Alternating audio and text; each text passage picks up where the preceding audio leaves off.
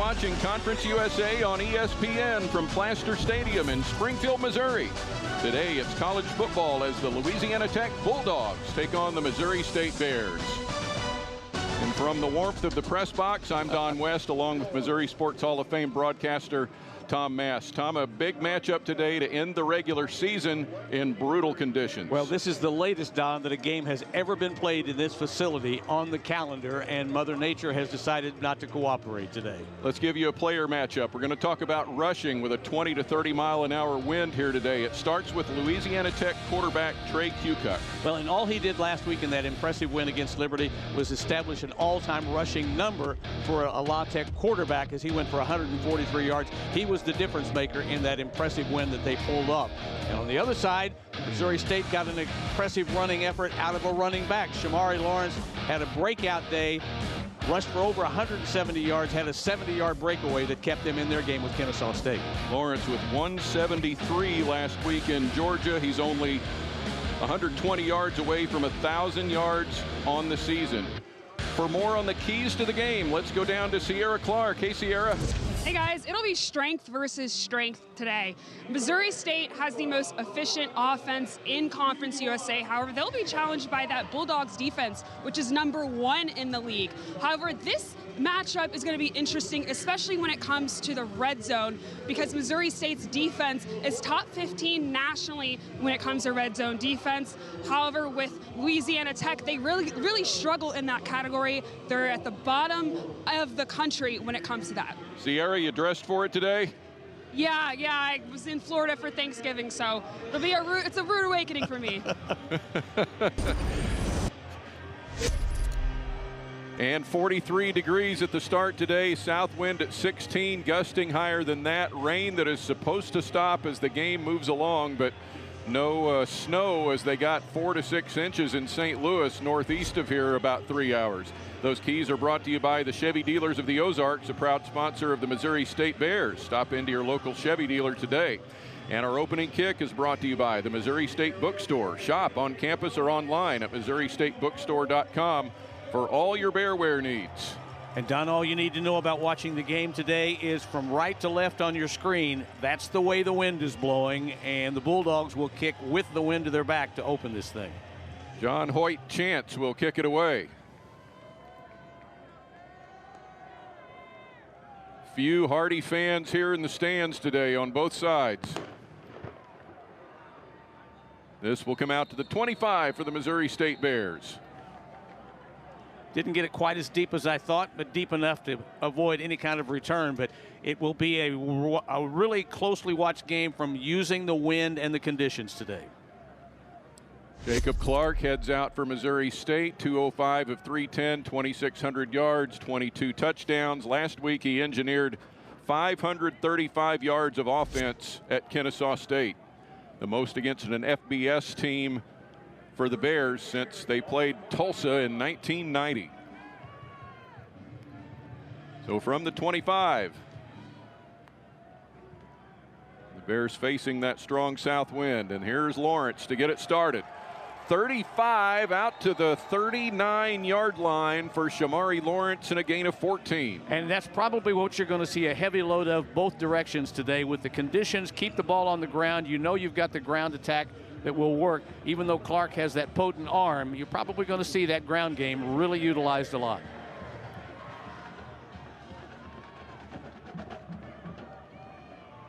And so a first down.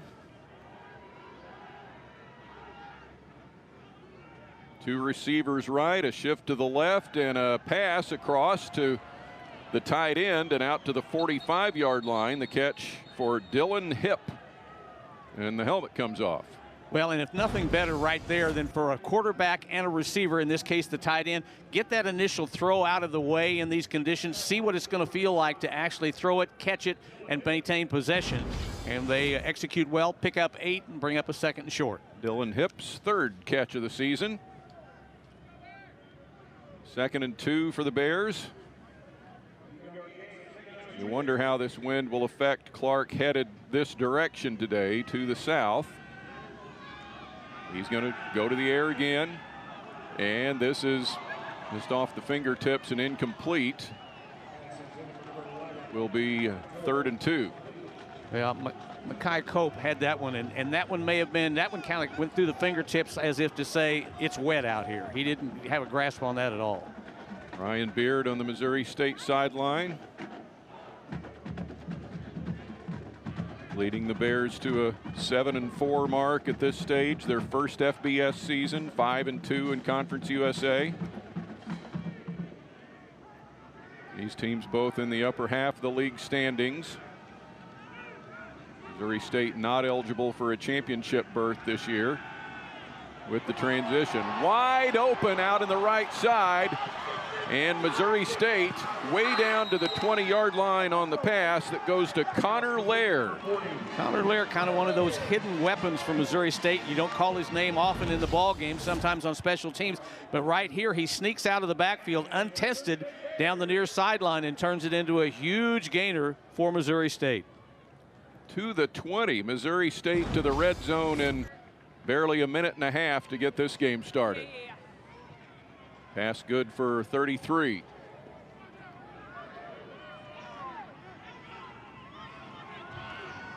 Clark back to the air, and he's in trouble. Down he goes back at the 27. Well, and I saw him fighting to maintain possession of the ball. That's going to be a problem for these quarterbacks today when they're in the pocket and under pressure. Holding on to a wet, slick ball is pretty difficult to do. Things just collapse around him right here.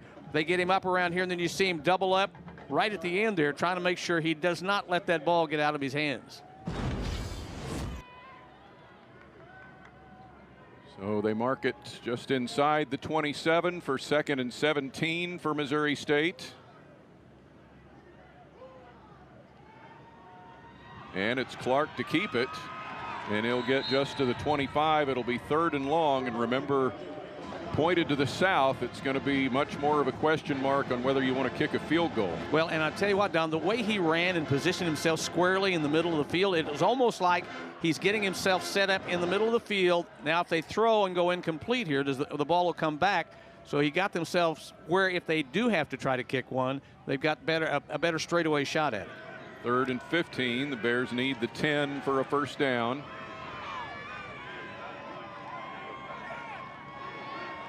Four receivers out.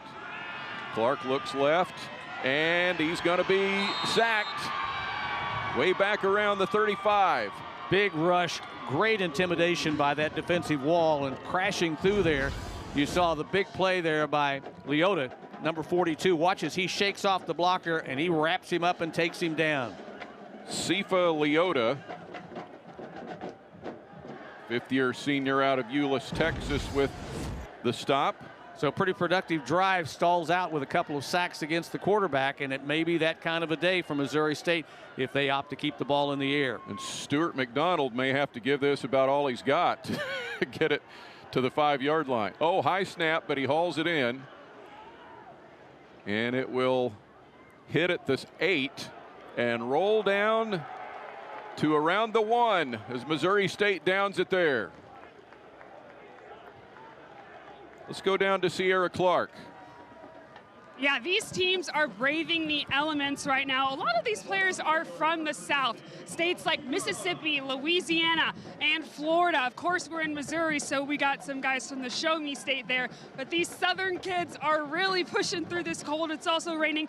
Both teams have heaters on the sidelines, and the Missouri State players are wearing ponchos. They are trying to stay warm to keep those muscles nice and warm and ready to go, guys. Yeah, and behind you there, it looks like a decent turnout in the lower section, considering today. Louisiana Tech will start at the 2. They are a ground attack first kind of team, even though they split their offensive totals. Q-Cuck gives it off, and look out to the outside. Bulldogs get a big one on the first play. It may go all the way for 98 yards to the end zone. Andrew Burnett on the first play from the 2-yard line. Well, just an absolute breakdown, but a great call by the Bulldogs there to try to bounce it outside, and he did exactly what you want to do, dig him out of a hole, and there was no cover protection on that side over there. You see the collapse of the wall, and all he's got to do is beat the edge, which he does, and he's gone, and just like that, bang, bang. Wow. Lightning strikes for the Bulldogs on the first play of the game, and now the extra point for Drew Henderson. With the wind behind him, he's 27 of 29 for the year. Well, again, just no protective wall on that left side right there, and once the offensive line opened it up, it was smooth sailing. Kick is good. 7-0 Bulldogs. And a big one for Andrew Burnett, 98 yards. 7-0 Louisiana Tech. 7-0 Louisiana Tech, and let me correct the kicker. It was Kagan Kent on the PAT there. He's 4 of 4 for the season now, one of 3 different kickers that the Bulldogs have used. And obviously goes without saying, the longest run of the season for the Bulldogs. Burnett had previously had the longest run, which was 67 yards, so he more than wiped that out with that 90-yard burst. And you kind of wondered, Don, he had the wind to his back. Had he been running into the wind, might have been a little slower speed down there, but he had what was needed to get loose and get the Bulldogs on the board quickly. Well, and it's the first time in 11 years that the Bulldogs have had even an 80-yard run from scrimmage. The last time was Kenneth Dixon in 2014 with a 99-yard run. And this one is going to sail maybe to McDonald Arena. Up the hill and out to the 25. He kicked that one about 90 yards in the air. If someone wanted to try a field goal from 65 or so facing north today, you might want to consider it. That could be a possibility before this one gets too far gone. So good defensive stand by the Bulldogs turns into real quick points for them, and Missouri State now has to regroup and go back on offense again. Just the second all-time meeting. The Bears won the first meeting in Ruston in 1987, 13-10. A mere 38 years ago, so a renewal. Now Lawrence is in big trouble, and he's dumped for a loss back to the 21. And all of a sudden, Don, in about the last 3 snaps, you're seeing what this Bulldog defensive wall is noted for doing. They are a shutdown defense, and they showed it again there with a loss of 3. Shamari Lawrence, second carry. The first one went for 14. This one subtracts 4, and second down for the Bears.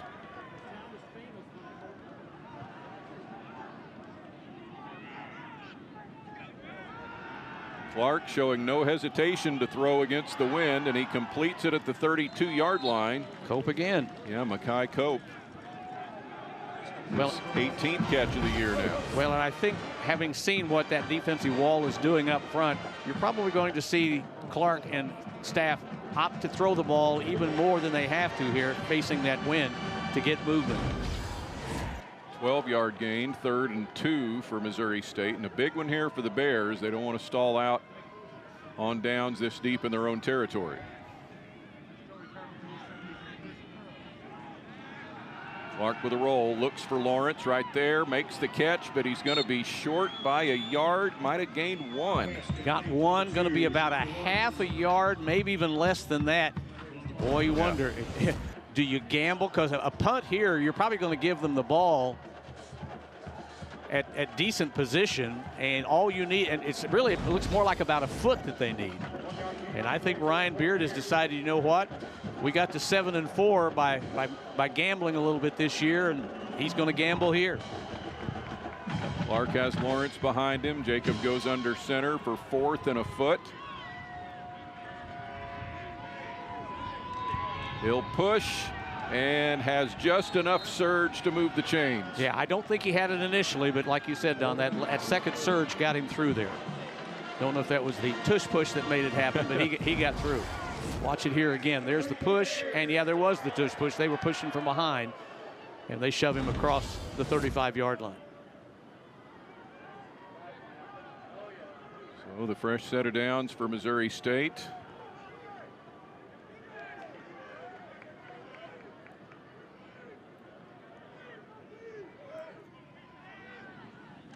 From the 36, Clark to the air, going deep, and a wide open man, and it's dropped. I'll tell you what, that one was, I mean, Jamari Robinson, he laid out for that one, He gave it all, used every inch of what he could do out there. Watch this at the end. I mean, he's extended, has it, but then the contact to the ground shakes it loose. And he knew it. But he had beaten the secondary, and Clark was able to get it through the wind. That was kind of amazing there, throwing into that stiff breeze that he had the volume to get that thing through there. Jacob Clark has already moved from 5th to 4th on Missouri State's single-season passing yards list with 54 yards through the air so far. And on 2nd and 10, Lawrence is dropped for a loss again. Mekhi Mason comes shooting back from that linebacker spot, and he denied him, throws him for a loss of 3. And again, the ground game, after a couple of early bursts by the Bears, the Bulldogs have kind of shut it down here up front. That defensive wall, very impressive with what they're limiting Missouri State to do so far. Sonny Cumbie, the head coach of the Bulldogs, former interim head coach at Texas Tech. He played there in the early 2000s. Clark delivers and caught around the 46-yard line, and Ronell Johnson has his first catch. Johnson was right at the sticks. I mean, he caught it and landed right where he needed to be for the yardage to move the chains, and got probably about a half a foot extra. Has to leave his feet. He's covered well right there. Cedric Woods was on him, but he got the yardage to move it and pick up the first down. Ronell Johnson, a junior from McDonough, Georgia, become one of the top receivers for Missouri State this year. His 31st catch of the season. Whoa. And now look out. Boy, Johnson just being pounded.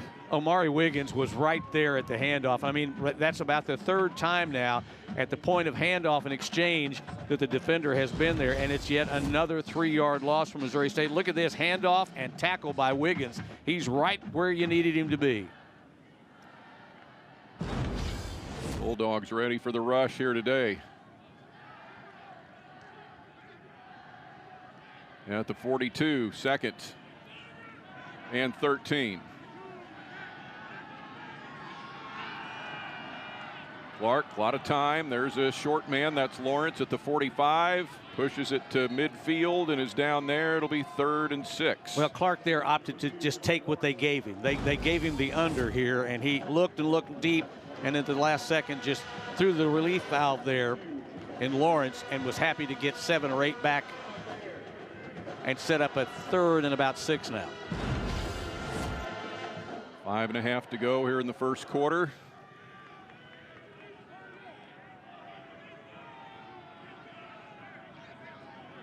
Bears from the 50. Across, and that's incomplete, and there's a flag down. A flag, and the umpire kind of was involved in that a little bit. Not his fault. He was in position where he was at, but Clark was throwing, and the umpire had to kind of slide out of the way. We'll see what the call is, though. Headline judge Matthew Mount threw the flag. The referee is Ron Hudson. Pass interference, number 8, defense. Ball will be placed at the spot of the foul. Automatic first down. Look and see. There's the contact right there. Oh, yeah, he's way over the top of that shoulder. Early. Yeah, a little bit early right there. So it moves the sticks, and that's what Missouri State's trying to do here, and trying to do all of this. And we're going to beat this to death, but they're doing it into the wind, and that wind is going to be a decisive factor all day long today. So they gained 5 yards out of it. And the 1st and 10. Give to Lawrence. Stuffed at the line of scrimmage. Wiggins again. Comes right up. Locks him down. No gain. So all of a sudden, I think you can see a pattern right now that front wall for the Bulldogs appears to be a little bit more dominant than the offensive wall as far as moving and clearing space. And it may come down from Missouri State. It may be the arm of Jacob Clark that decides things today if they can't find a way to correct this running game early. Keep an eye on the pass coverage for Louisiana Tech. They have 19 interceptions on the season. Across the middle, and that's incomplete. It will be 3rd down for the Bears. In particular, Jakari Foster, 6 picks on the year. And as a team, the Bulldogs have 5 pick sixes, if you will. Right there, just good. Oh, good extension right there at the end to knock that ball away. And now a critical 3rd down and a little over 10 for the Bears. Back at the Bulldog 45. And Clark in trouble. Had to get rid of it. I mean, that was a blitz coming from just way back deep. Leota again. So we've called Leota and Wiggins on numerous occasions here. They are disruptors so far, and there's no going for it on 4th here for the Bears. They're going to have to punt the ball away. So they've had the makings of a couple of drives, have the Bears, but nothing to show for it. And now a well-rested defense will come back on the field for them. Line of scrimmage the 45, and McDonald would like to use just about all of it here. His first punt ended up at the 2, but then the Bulldogs ran a 98-yard touchdown. Keeping it low out of the wind as much as he can, and a fair catch at the 15, so that ball managed 30 yards through the air. We'll step aside, 4:27 to go, first quarter, 7-0 Louisiana Tech in Kansas City Chiefs country here in Springfield.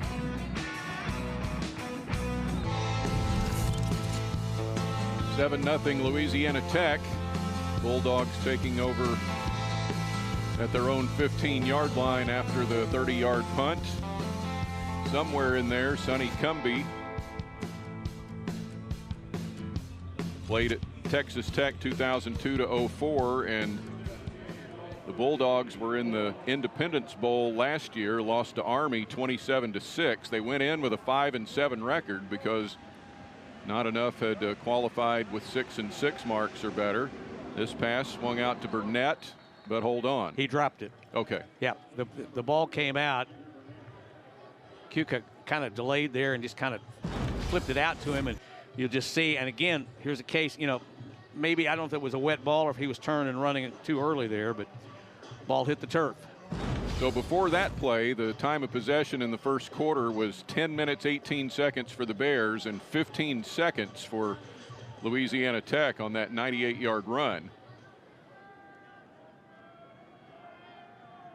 Now 2nd and 10. Coming around to the left, and slung out of bounds is Marlon Jackson.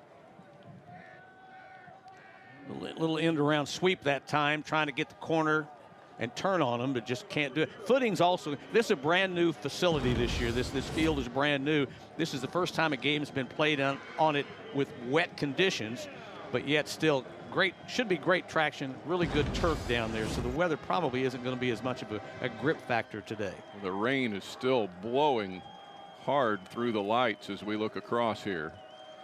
It is 3rd and 7. Empty backfield.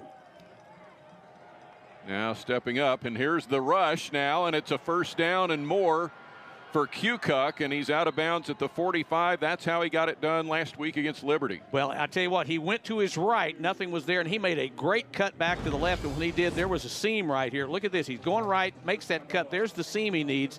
And once he hits the edge, he's gone. Big gainer out near the 40-yard line. There's what's going on here in Springfield.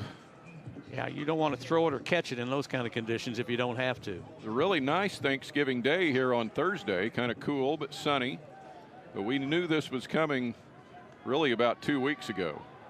That's probably a lateral, and it comes out to Clay Tevenin, the top rusher for the Bulldogs, and he'll get it to the 45, just across the 45, as he gains 3.5 yards. Well, and he was about to break loose. Kanye West comes in from Missouri State at the tail end. There's contact here, little contact there, and you see 44 Kanye coming in and making Kanye Young making contact there. Flag comes in. Kukoc buying some time. Got 2 men over to his right here now. Now he's got the pass complete with an escort, and all the way down to the 25-yard line, the catch for Tevenin again. Well, we'll see what the flag, what it does. If it's against Missouri State, they'll bring it back. And it looks like it's offside. No, offsides Missouri State was the indication. So that one stays on the board. And another big breakaway play. Declined, obviously, after the gain. Into the 24-yard line for Tevenin. What Kukoc, I mean, he just kind of invented as he went out there. Nothing was open. Nobody was pressuring him in. And when he went back the other direction, they had an open field on the far sideline.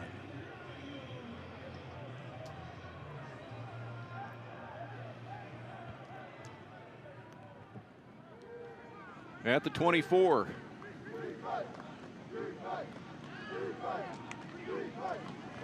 And they're going to wildcat it here to Burnett. Yeah, I saw Kukoc go in motion there, and the minute you see that quarterback moving, you pretty much figure that it's going to be a run by the wildcat back there, and that's exactly what Burnett was able to do. This from Jensen Beach, Florida. And Burnett coming in with 326 yards on the ground and 6 touchdowns. Boy, the way that Louisiana Tech has diversified the offense has been impressive. 1,900 rushing yards, 1,900 passing yards coming into this game. Give to Tevenen. Pushing and pushing to the 17 before he's bottled up there. And for the first time, the Bulldogs will face a 3rd down. They haven't had to worry too much about this in the early going here, but now from 3rd and almost 3, they'll have to decide what they're going to do. This quarter is blitzing by. Into the final minute here in the first. And they know they've only got the wind to their back for another 48 seconds or so.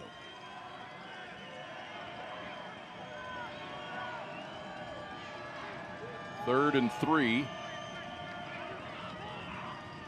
And it's a keeper for Kukoc. Needed the 14. I think he got it. Now they're going to drive him back. He ends up face down, but it looks like he has the first down at the 14. That's right here. He follows the lead block right there, gets through, and he just kind of keeps digging those feet. They're trying to pull him back. Not going to work. We probably won't get another play in the quarter, I don't think. O'Myrie Wiggins leading the block there for Louisiana Tech. It is a first down. And the Bulldogs are going to let this run out and go to the other end. 7-0 Louisiana Tech after a quarter. Change ends in the cold and rain in Springfield.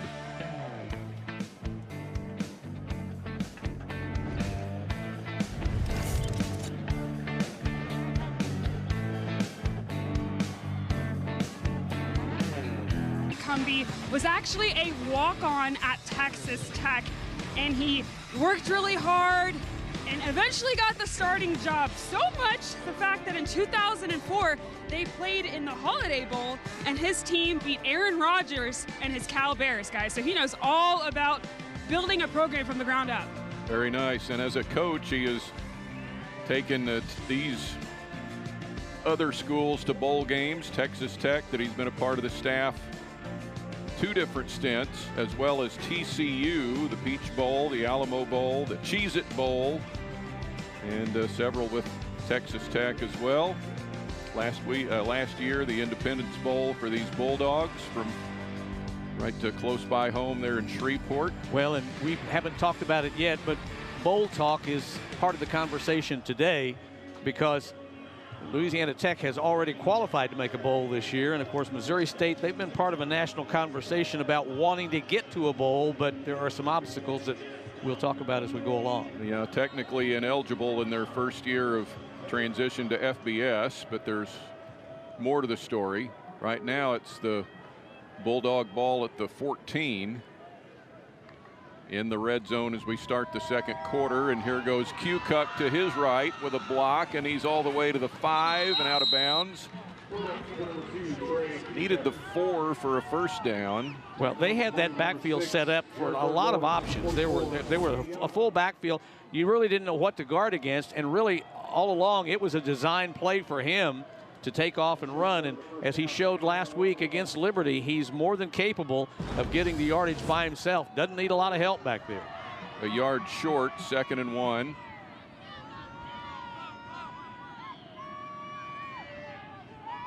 Burnett behind Kukoc, and he'll get the call. Burnett will have a first down, and he pushes it down to the 1. Is he in? Not quite. Both officials coming in marking short. Nobody had twin hands in the air, but it's a first down and about a foot to go. and they're hurrying up quick. Right to the line. First and goal, inches away. To Burnett, and in for the touchdown. Andrew Burnett with his second touchdown run. Well, we knew the ground attack would be strong from the Bulldogs today, and of course that opening 98-yard sprint was a bit of an anomaly, but right here you've seen what they're more than capable of with Burnett hauling it like that and Kukuk able to burst out of the backfield. Their ground attack is extremely potent today, and they're going to be able to make things happen if Missouri State doesn't come up with answers. And Kagan Kent out for the PAT.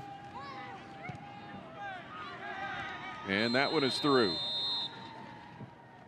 14-0 Bulldogs, early second quarter in Springfield, Missouri. Final day of the regular season for these two teams in Conference USA football.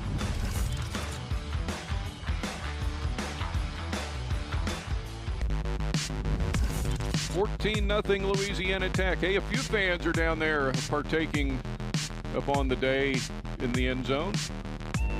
It's a bundle-up day. There's no question about that. Probably was a run on gloves and stocking caps this morning, I'm sure. The Pride Band gets to wear their stocking caps today. Their toques, if you will. Exactly. Hey, here's the first chance we've seen to see a kickoff going into the wind. I'm anxious to see how deep this one. The Bears are playing it like it's going to the goal line, so we'll see how far he can boot it into this stiff, I say stiff breeze. I mean a long, hard blowing wind is what this is. Rain still falling. Yeah, this will be a good check of what it's really like down there.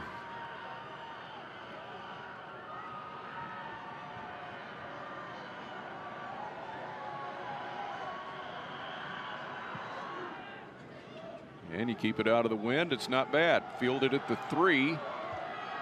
And coming back for the Bears, Jamarie Robinson across the 20 and driven back. 14-0 Louisiana Tech on top. Missouri State will take over on offense when we come back on Conference USA on ESPN. 14-0 Bulldogs early in the second quarter here in Springfield. Hope you had a great Thanksgiving holiday with your families. You know, as bad as that looks, Don, we could be 200 miles north because there are some ball games being played through the upper Midwest of the country today that I don't think I'd want to be a part of at all. Just about everything in Illinois, Iowa, Wisconsin, Michigan, Minnesota, all suffering through a brutal day today. Well, you hate to say at this early stage, Don, but this might be the most critical possession Missouri State will face all day because they've now yielded a couple of touchdowns to a very potent running game. They now have the wind to their back. They probably need to feel like they need to get something on the board on this possession. This is Ramon Green, second running back for Coach Ryan Beard. He brings it out to the 29, 3 yards away from a first down. Green's high school team, Nixa High School from just south of Springfield, is in a state semifinal game today in St. Louis with 6 inches of snow on the ground. He'll find out about that one after the game probably. They delayed that start of that game for 15 minutes or 30 minutes, so they're just getting started. Now Green again to the 35 and a first down for Missouri State. Green is one of those, he doesn't carry the ball all that often, but when he does, it usually winds up being significant gainers, and here back-to-back plays, he's been responsible for moving the chains.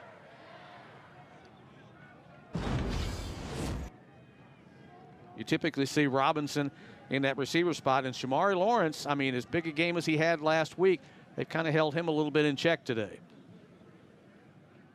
Connor Lair in the backfield, a fake to Lair. They'll swing it out to him, and he does hang on to the ball, but he's tripped up at the 30, and that will lose 4 or 5 yards. He probably, in retrospect, wishes he had dropped it because he wouldn't have lost the yardage, because he had to kind of balance it twice, and once he got it there, the coverage was there to bring him down. Lair, a highly publicized win over Hodgkin's lymphoma, announcing that he is done after this year. He would be eligible to come back, but honored as part of the 26 seniors that were honored before the game today for Senior Day, and choosing not to continue his football career. Clark swings it to Robinson at the 33, and Robinson with about 11 yards after the catch out to the 44-yard line. We'll see where they mark him down, but it will be a gain of about 8. And big Christian Davis had to haul him down from behind, and had he not hauled him down, look at Davis coming from behind here, Robinson probably tacks on another 15 to 20 yards if Davis, who's a defensive lineman, by the way, he retreated to make excellent coverage after the completion. Big third down. Third and a short 3.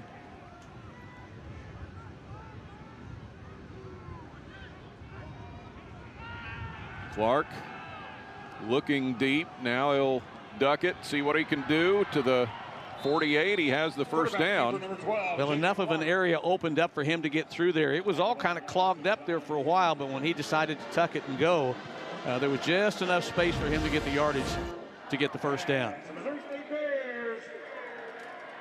Clark's going to leave his mark on this program. He's going to leave as one of the most, I would say probably one of the top 3 decorated quarterbacks in Missouri State history. He won't own all the quarterback records, but he'll own most of them.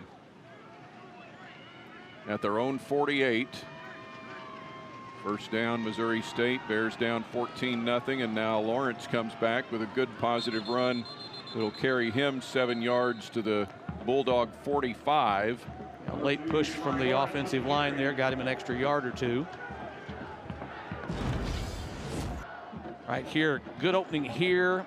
He utilizes it there, and they come up and collapse around him. And making that hit there was McNeese. Number 20 made a good contact stop there at the 45-yard line. Louisiana Tech today getting done one of the elements they wanted to score first, because they were 0-4 when their opponent scores first this year. Now out to the left, it's Lawrence. He'll get maybe a yard, but it'll be a yard or 2 short of a first down. Well, he came to the left side there and then kind of momentarily started planting his feet a little bit, trying to maybe make a cut. And when he did, the defense was able to come up and surround him and limit that gain to, like you say, Don, just about a yard. And now they do say he needs just exactly 1 yard on 3rd and 1 from the 43.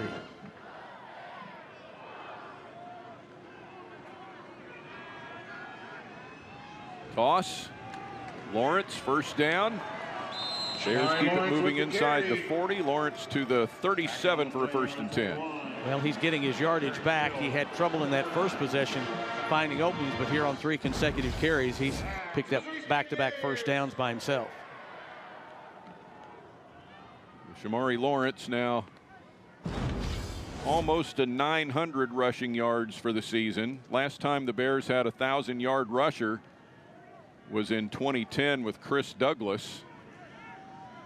So Shamari needing still about 100 yards today to get there. Now to the left, it comes out to Ramon Green, and no gain. Yep, came short side that time and ran out of space. Like I say, was able to get right back to the initial line right here. Right about here, knows he's in trouble. And anytime you stall and stutter and try to create your own hole there, chances are you're not going to succeed. Second and 10. Bears with the wind at their back here in the second quarter. Still very strong.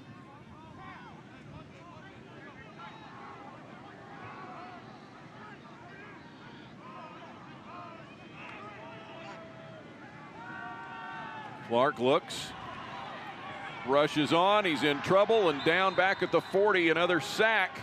This one turned in by Travell Vivians. Well, once again, Clark in a little bit of trouble back there. When he steps up into the pocket, they're able to close it. And watch right here, as Vivians leads the way. He's kind of getting, I think Vivians may have been held right there, and he still fought through that and was able to get the sack. And that's at least 3 and probably 4 sacks now against Clark.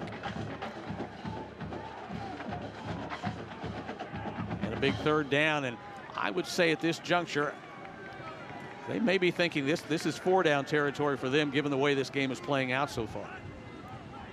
From the 40, Clark. And he goes into single coverage, and there's a flag. We had contact on the receiver there. Was that Robinson? Yeah, Robinson coming out on the far sideline, and there was some contact. And it may have been a hold. Don't know if it was an interference call. Ron Hudson and his crew. Pass interference, number 7, defense, 15-yard penalty, automatic first down. That's Jamal Shelby with pass interference. Well, that's the biggest of all bailouts. When it's 3rd and long, and you make contact and you give them the yardage via the penalty rather than making them earn it. You've bailed them out, and Missouri State got a gift there. Not so much a gift, but they got the call their way that moves it down to the 25-yard line. But on the ground, as good as the Bulldog defense has been, they lead Conference USA in rushing yards allowed, 130, fewest rushing touchdowns allowed with just 9. And a lot of that is shown through here in the first half of this game today. And did he catch that? Catch around the 2-yard line. Yes, it's Ronell Johnson. No question about the catch, but did he have a foot down? And somehow they're saying they came down and conferred, did the 2 line judges. Watch right here. Did he get a toe tap? He sure did. Yes, in control of the ball. Wow. I was watching the ball and not so much his footwork, and here's a great angle from the guys down low. Look at that. I mean, right inside. And are they going to review it? Or are we going to get a timeout? That looks like a review. Is under further review. The only question is the control of the ball that he had. Yeah, I mean, I again, on the initial throw, I'm watching to see if he catches it, and by the time I see that, I don't look to his feet. But my first thought was, well, surely he didn't get a foot down. But boy, on replay, you could see that he certainly looked like he did. There's the ball. Oh. It came out, didn't it? It was coming out. Yeah, when we see it again here, look where when the toe is touching, where's the ball? Right? Okay, the ball is up here. Here comes the toe touch. Ugh, you know what? Boy, that may take a long look, because it's just on the edge of, yes, you could say he had it, but at the same time, it wasn't flush against his body. So I don't know. Which frame of video will be the final verdict? We'll put them on the clock here and see how long they look at this one. They may look at this one back and forth several times, I'm sure. But yeah, it was a great catch and an amazing toe touch down there, but whichever way they call it, the other side's not going to be happy, but it's going to be one of those that the guys in the room next to us in the replay booth are making a decision. Well, an early highlight for Louisiana Tech in their schedule was that date at LSU, September 6th. They lost 23-7, so they were respectable in that game in front of 100,000 fans. They beat Southern Miss 30-20. Missouri State opened its season at USC with a lopsided loss, but then came back for a win at Marshall the next week. Missouri State also with a home loss to SMU to start the new season as their first FBS home game. They lost that one 28-10, but were competitive against the Mustangs. Yeah, it's been an interesting season. You know, when Missouri State went to Los Angeles and lost that lopsided game to Southern Cal, everyone said, well, welcome to the FBS world and look what's in front of you. Well, all they've done since that point is reel off 7 wins against a higher level of competition. And even though we haven't had a ruling, the teams are starting to kind of move. So we'll see what they decide here.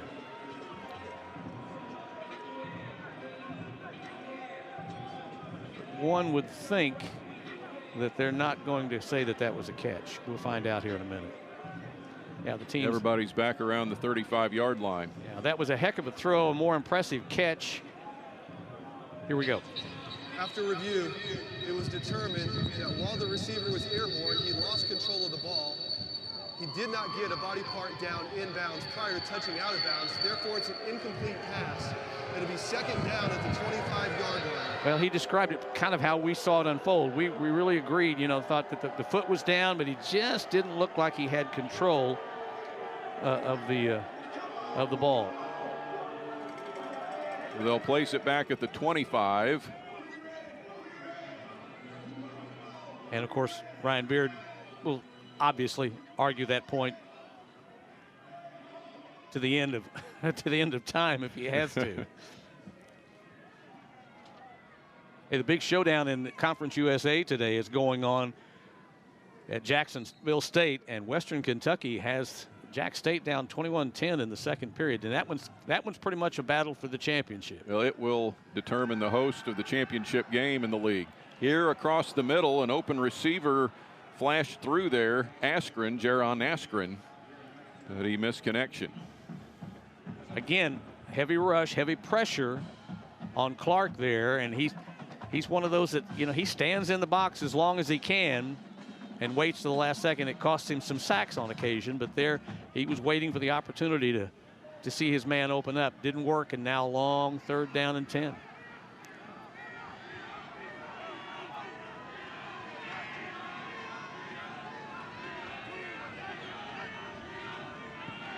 Clark, that's swatted in the air, and it falls incomplete. He'll dive for it, but it's an incomplete pass, and it'll be 4th down. Yeah, that defensive front wall is really disrupting everything that Missouri State's wanting to do. Look right here, great leap, great defensive move that time. Was that Foster? Yeah, Jakari Foster. Yeah, Foster got up, just jumped right in front of him, and Bears looking for points. 42-yard field goal try for Yusuf Obeid. 13 of 21 on his field goals for the year. And it's low, and it is good. He drives it through. The Bears are on the board. 14-3 Louisiana Tech. 6:36 to go before halftime here in Springfield, Missouri.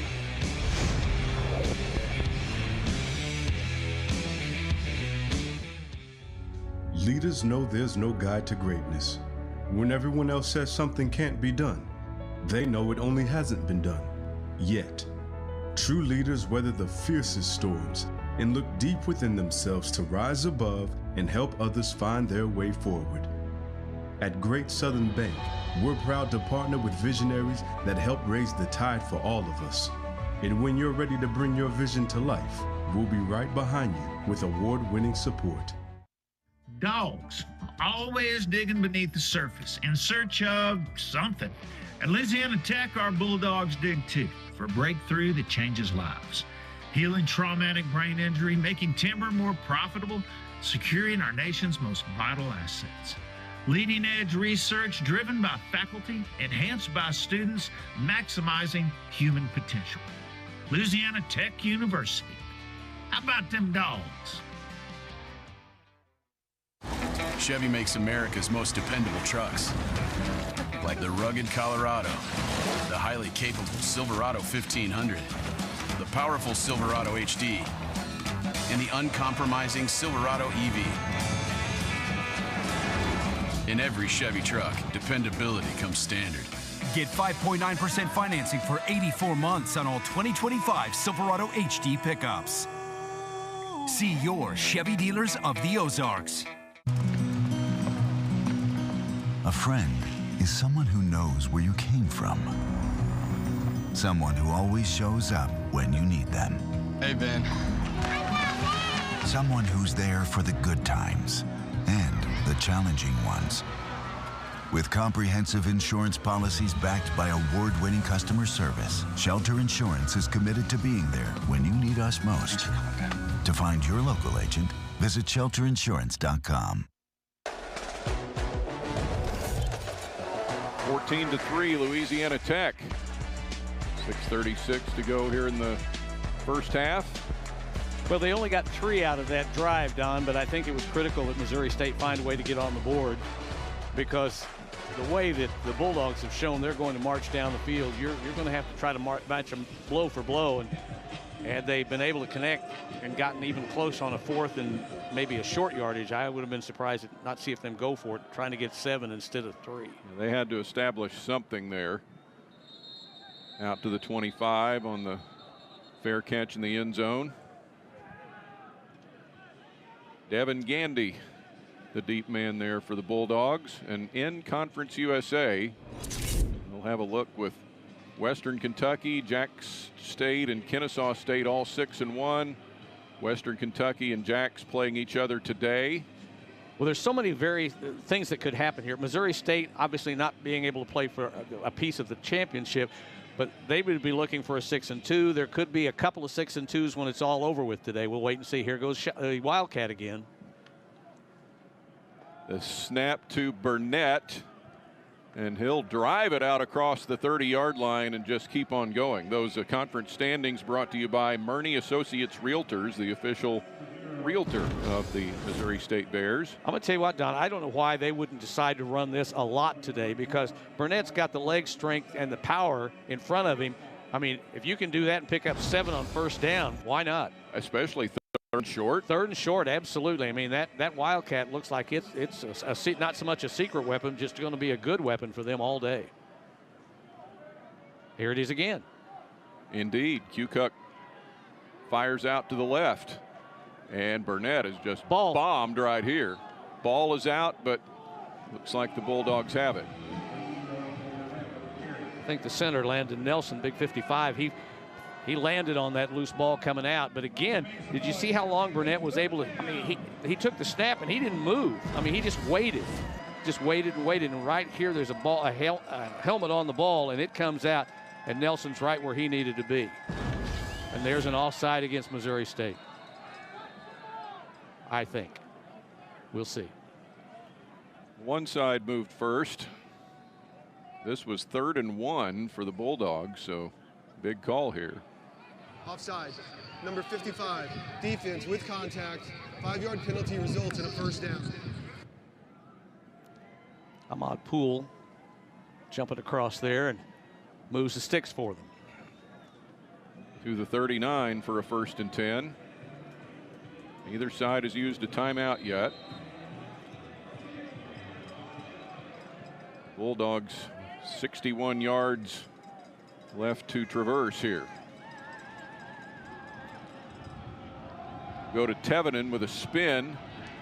45 to the 46-yard line, and that's good for 7. Well, and they're over 160 yards rushing right now. There's no reason for them to even but to even think that pass first is even a thought, because their ground game is just taking chunks at a time here. They've run for 165. That first play of the game, the 98-yard touchdown run by Andrew Burnett, put them over 2,000 rushing yards for the season as a team. They're still a little below 2K on the passing game. Now run out to midfield for Kukoc, and that will be a 1st down. Well, see, what you're seeing in this drive, you're seeing 4, 5, 7 yards on every carry. Missouri State's defensive line just not able to contain that offensive wall and the push and the surge that they're getting. And by the time the runner or the ball carrier gets to the line of scrimmage, there's a good 3 to 4 holes available, yards available to them. Of their 30 offensive touchdowns this year, 23 have been rushing, 7 passing.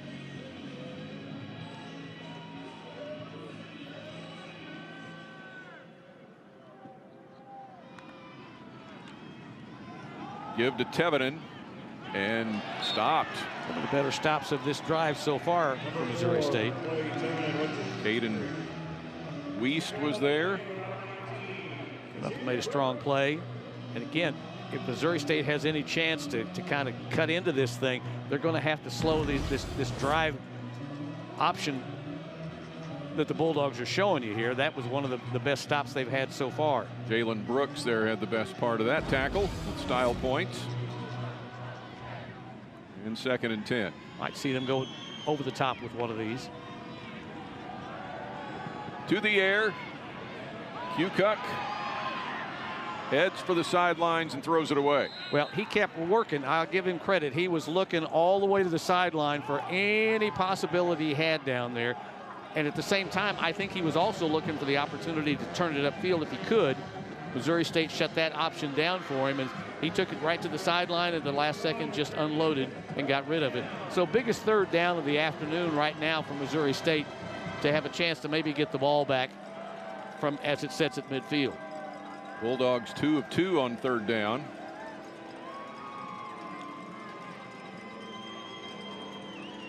This will be 3rd and 10. Need to cross the 40-yard line, and if they do, probably can control the ball all the way to halftime. We're going to get a timeout.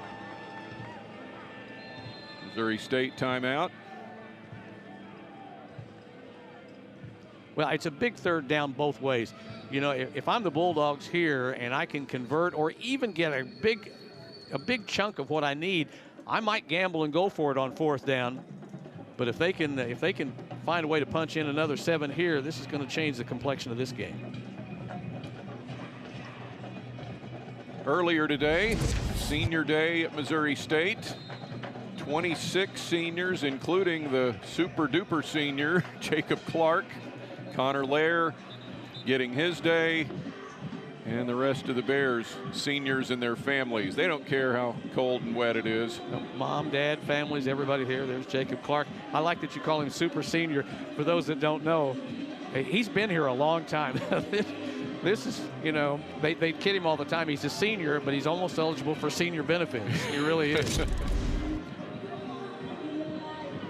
Big third down.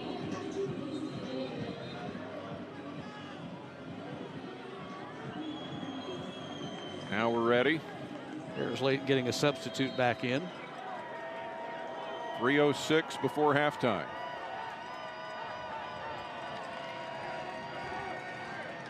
Out to the left, and not much there on the catch by Marlon Jackson.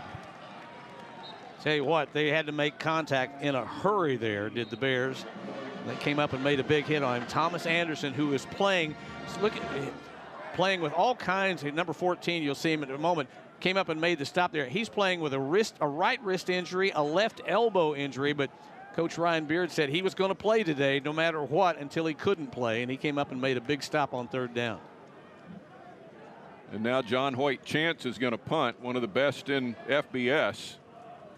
2nd nationally with 22 punts inside the 20-yard line. This one will add to that number. It goes out of bounds at the 9. He also leads the nation with 25 punts of 50 yards or more. Well, Bears came close to 2 things, almost a block and almost a roughing the kicker. They were bringing everybody on that one, and he was able to get it off, no penalty involved. So Missouri State, with a little under 2.5 to go in the half, they've got a chance with the wind and Clark and everything that they would want on their side here to see if they can move down the field and get something done. So that went into the wind for Chance, went 35. The Bears start at the 15. 2:25 before the half, and 2 of their 3 timeouts left. Well, offensive coordinator Nick Petrino has been known to dial up some unique things in critical situations. Receiver fell down. I saw that. Dash Luke was the receiver, and well, 1, he almost had it, and then 2, there was a chance it could have been picked there too. Well, yeah, Clark looked at him. It was Luke's ball all the way, and Clark went ahead and threw it, but he was on the turf and not in any position to catch it. Covering is Jacob Fields. Well, and just that quickly, this 2nd down is important for Missouri State. If they don't get some yardage and bring up the 3rd down, you might see the Bulldogs start to think about preserving clock. Lawrence to the right, not much. 3rd down coming up. Be 3rd and 9. Clock continues to run down to the 2-minute timeout. Yeah, they don't have to burn a timeout here. The clock's going to work in the favor of the Bulldogs here. They'll get a timeout, which is what they wanted anyway, to hold on that 3rd down. It'll be 3rd and 9 for Missouri State when we come back. 14-3 Louisiana Tech with the lead. Stay with us. Yeah, protect those flutes underneath the rain ponchos. 14-3 Louisiana Tech. Well, Don, this is a big a play. I mean, right now, Bears facing 3rd and 9. They've got to convert or they're going to give the ball back to the Bulldogs with time on the clock and a handful of timeouts to use. 3rd and 9. Clark 8 of 16 through the air so far. Going up top, steps out, he'll run it. 25, dives ahead, and that's a first down on the dive for Jacob Clark. Well, it's his last game, and I'm sure he's thinking, I'm not about to give it back to him if I don't have to, and so he extends that big 6'4" frame and gets probably a half yard more than he needed. You see the kind of career he's had. Well, so more on that. The Bears don't want this to be their last game. They don't know 100% if it will be, just based on everything that's happening. This pass is incomplete. Yeah, and there's oh boy, you talk about a late flag. I mean, that came way, way late. Somebody saw something downfield, and it'll be they're signaling it'll be against the Bulldogs here. That one came really, really late. Yeah, to expand on what you talked about, you know, there's been talk since Missouri State got their 6th win and then tacked on a 7th that, you know, the waiver rule and, you know, you have to wait a year to play postseason, and they've been very, very public and very pronounced about you know, wanting the right to qualify if there's need for teams to fill the field and all that. And, politicians have gotten involved and have spoken up. So yeah, it's a point of discussion. There's no question. 41 bowl games, 82 slots for those games, and some games to watch today for Missouri State fans. Incomplete out to Lawrence. Yeah, there's a list of teams that the Bears are keeping an eye on win or lose, and whether they'll take one of those 6-6 or better spots to qualify. Yeah, it'll be interesting to see what happens. They're holding out hope. Of course, right now their biggest arguing chip would be if they could get an 8th win, which they're having to struggle trying to find a way to do that today. There's 3 on the board here so far. 41-yard line, 2nd and 10.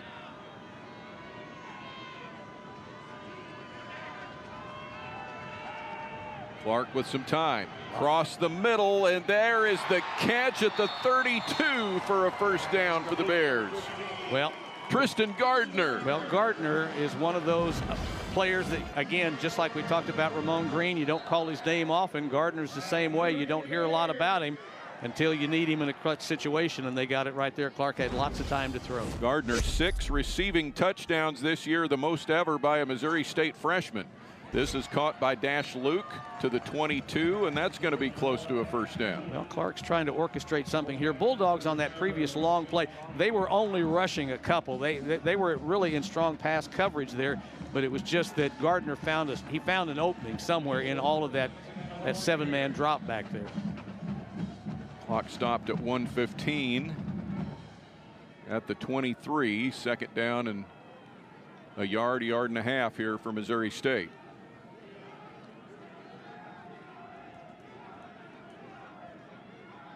Bears trying to find points again because Bulldogs will get the ball to start the second half, and choosing which quarter you want to win will also be important.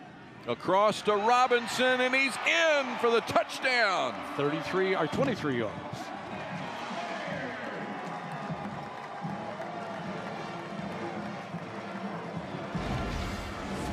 Jamarie Robinson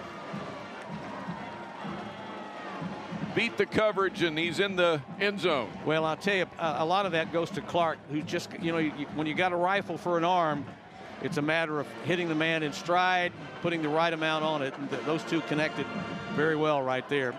And now try to make it 14-10. Obeid chips it through. And indeed, a 4-point game with 1:09 to go before the half. Well, they had the opportunity, and I tell you, the key play, obviously, in that drive, the running for the first down by Jacob Clark, extending himself and diving for the first down when it looked like they might have to punt the ball away. And so not only did he dive to get the first down and extend the drive, but then he marched him down the field with 2 or 3 accurate tosses to make this a tighter game than it would have been at halftime.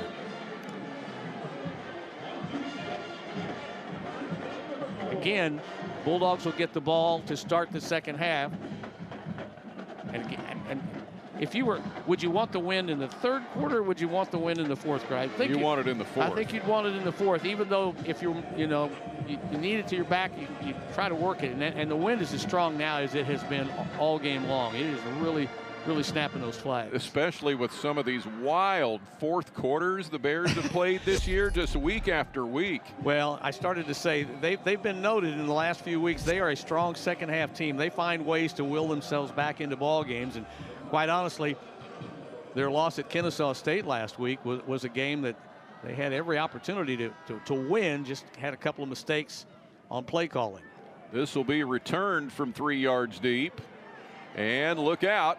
There's a flag down, the ball out to the 35-yard line on the return by Devin Gandy. Second flag comes in as well, same area, so whatever the call was, 2 officials saw it. Probably a block in the back here. Tends to be. During the return, holding, number 4, return team, 10-yard penalty, first down. Fair enough. Well, that backs the Bulldogs up inside the 20-yard line now with 1:03 to go. The ground game is what's been most successful for them here in the first half. That's a lot of running. However, we did see them break one for 98 yards, so they're more than capable of breaking this thing open. We'll watch and see what Kukoc and company decide to do here. They'll start at the 15 with 1:03 left and all their timeouts. All you really need if you're the Bulldogs right here is you need one good big gainer to get you the confidence to take it the 85 yards you need. One of those explosive plays. Give to Tevenen, kind of a safe conservative call here. And it's finally blown dead out close to the 20, and now some tempers flare a little bit. A helmet flies off. Finally do get a timeout call, but not before quite a bit of time ticked off there. And again, Missouri State kind of had to be happy that that play was slow to end, because it kept chewing up time off the clock. Tim Brantley's helmet came off, and he's out for a play. Well, some discussion there on the La Tech sideline about what may have happened, or maybe the utilization of a timeout. Did they have to use a timeout there? I don't know. Tech has declined a 10-second runoff for the helmet being off. The clock will start on the snap. Okay, there we go. That was, I thought it had something to do with needing to call a timeout or not. They wouldn't want to run 10 seconds off. So second down at the 20.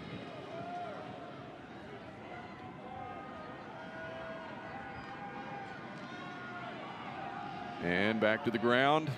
Tevenen can't get outside, and he's stopped at the 19. And he went backwards.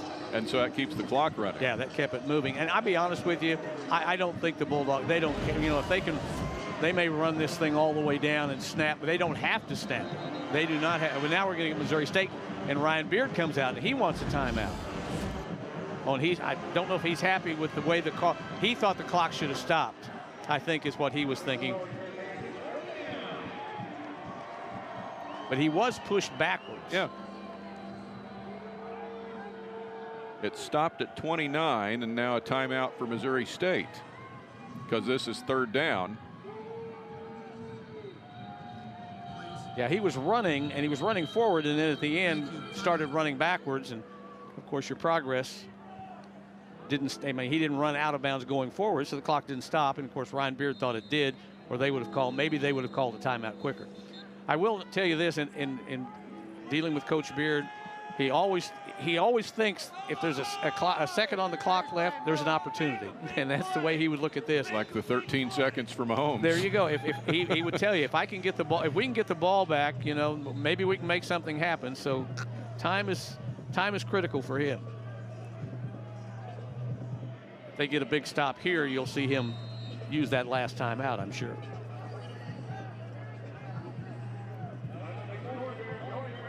Here is 3rd and 3. Remember, the Bulldogs would have to punt into the wind if they don't make it. Tevenen, no, it's a keeper for Kukoc. It's the first down. Fooled them all. Out to the 29, 1st and 10. And now we're going to get a timeout for, looks like, should be Bulldogs, if anybody. They'll take this timeout. I tell you, Kukoc does such a great job on his fakes. You know, if you're really not down and where you can see what's going on, it's easy to buy into his belly fake that he makes, and then he's so quick with his feet, he can make a lot of things happen. Most rushing yards for a Louisiana Tech quarterback last week against Liberty, and that includes the tenure of Terry Bradshaw as their quarterback. Terry Bradshaw didn't work for him. The great Denny Duran, who followed and has connections here to Springfield. And he was a coach many, many years ago with small college Evangel University here in town, with legendary quarterbacks at Louisiana Tech. But Trey kind of left those two guys in the dust. You run for 143 yards as a quarterback, that's Lamar Jackson territory. It really is.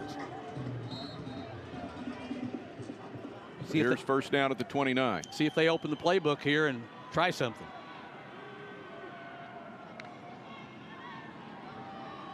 Kukoc hits his short man at the 30, 35, to about the 38 to Tevenin. Don't see any hints of a timeout here. They may call this good. Well, the worst thing to do here is to heave one and get it picked off, and I don't think they're even going to think about it. That will be it for the first half here in Springfield. Another good one in Conference USA football. Louisiana Tech 14, Missouri State 10.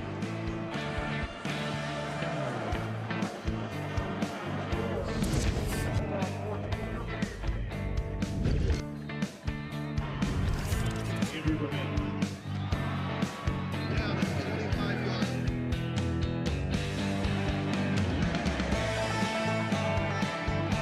14-10 Bulldogs, quickly down to Sierra Clark. I spoke to Louisiana head coach Sonny Cumbie before the half, and he said that his team has got to get back to those defensive fundamentals, cleaning up mistakes and making sure their hands are in the right places. However, Cumbie did tell me that his team is going to continue to pressure Missouri State veteran quarterback Jacob Clark. They've sacked him 3 times already in this first half, guys. Yeah, and the wind is picking up because the ball's not staying on the kicking tee now. Well, and now if it's blown over twice, now you're forced to have a holder come up and put a finger on it to keep it in place. By the way, did you see that Bolton High School quilt in the stands from the Louisiana Tech fans? Assuming that's the one in Alexandria, Louisiana. That's the high school of Randy Tom, who won 2 Oscars for film sound. There you go. There you go. Boy, you dig up some stuff, I'll tell you.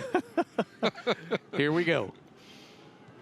Ooh. And it's a squib down the middle and will be picked up at the 20. And still on his feet is Devin Gandy, and he's out across the 30. Well, he picked that up and made about 10 yards out of what it should have been nothing. But like you say, the squib kick, and I think a lot of that was because if you kick it up in the air, the way that wind's blowing, he probably could have come up and fielded it somewhere around the 25 or 30, and the squib kept that from happening. But he created on his own there and got it out to the 33. So the Bulldogs with the ball first here to start the second half with that 14-10 lead. And with the wind to their back. So we'll find out if Kukoc does something here through the air. The ground game was very effective for them the first half. Bears will get the wind in the fourth quarter. Could be a factor.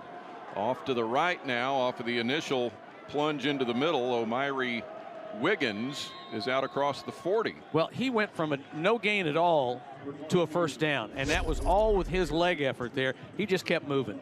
A freak on the field on the freaks list. He can squat 585 and bench 340. Look at that. That's crazy. And he showed you, you know what? It paid off. It's paying off because it right there, he made that all happen by himself. Back to him. To midfield and stop just as he crosses the 50 and the whistle sounds. Well, you know, even with the wind to their back, why, and I said this earlier, why would you go away from their ground game? Because they're just taking clip after clip here and getting what they need on the ground. Kukuk 4 of 6 for 44 yards so far in the game. Yeah, there's no need. If they can continue to get anywhere from 5 to 8 yards on these ground attacks, there's no reason to put the ball in the air, especially in these conditions. They just went over 200 rushing yards for the game. And they're at the Bears 49 for 2nd and 3. This will be Kukuk looking for that gap. And he'll push it to the 47, needed the 46 for a first down, or instead of that's Burnett on the Wildcat. Yeah, and he got all but the last half yard. Watch right here. There's the Wildcat, probably the 4th time we've seen it now. And he just kind of waits, anticipates, waits for the opening. And when he gets through, he got the 2 or 3, sets up an extremely short 3rd and a half a yard. Kukuk back under center. We saw this alignment earlier. Everybody in the backfield, and this is where Kukuk kicked it outside, kept it on his own. Now he goes Wildcats. Splits out. It's Burnett. And no, did not make it. Lost about half a yard. The Bears hold on 3rd down. Oh, big decision time right here. You know, you're 4th and a yard and a half. You're at midfield. A lot of momentum, you know, but you're clinging to a 14-10 lead. This is a heck of a gamble. They do shift personnel in and out. Don't know if it looks like a kick because Kukuk is still out there, so it looks like they're going to go for it. Bears were ready for that Wildcat that time after the Bulldogs tipped their hand. So now 4th and a yard and a half. Kukuk's going to throw, and he lofts it up for his man, incomplete. And you know what? I think he had so much wind to his back there, Don, that he probably didn't have to throw it quite as hard as he did, and the wind took it away from the receiver there. Marlon Jackson was the target. We'll get timeout, and the Bears will take over with a shot at the lead after they trailed 14-0 in the 2nd quarter.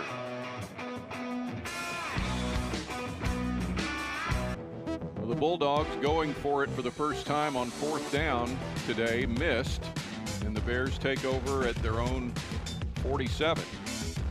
Well, they'll head into the wind here. Clark showed in that first period that they were able to move the ball down the field in spite of the breeze and the wind. And he'll have about 52 yards to navigate here if they want to try to get the lead.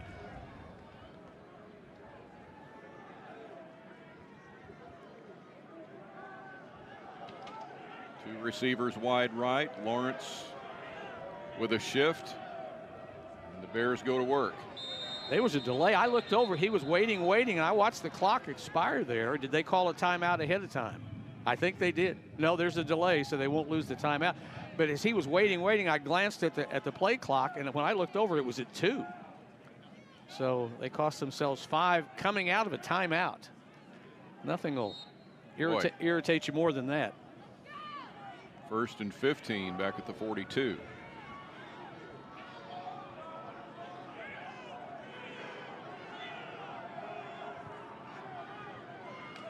Clark delivers, caught by Ronell Johnson. He's back around the original line of scrimmage as he gets 5. This may be what you have to do when you're working into that wind, is not go so much deep as you go on the slant there. Get the easier connection, see if your receiver can do the work with their legs rather than trying to outrun a D-back on a route.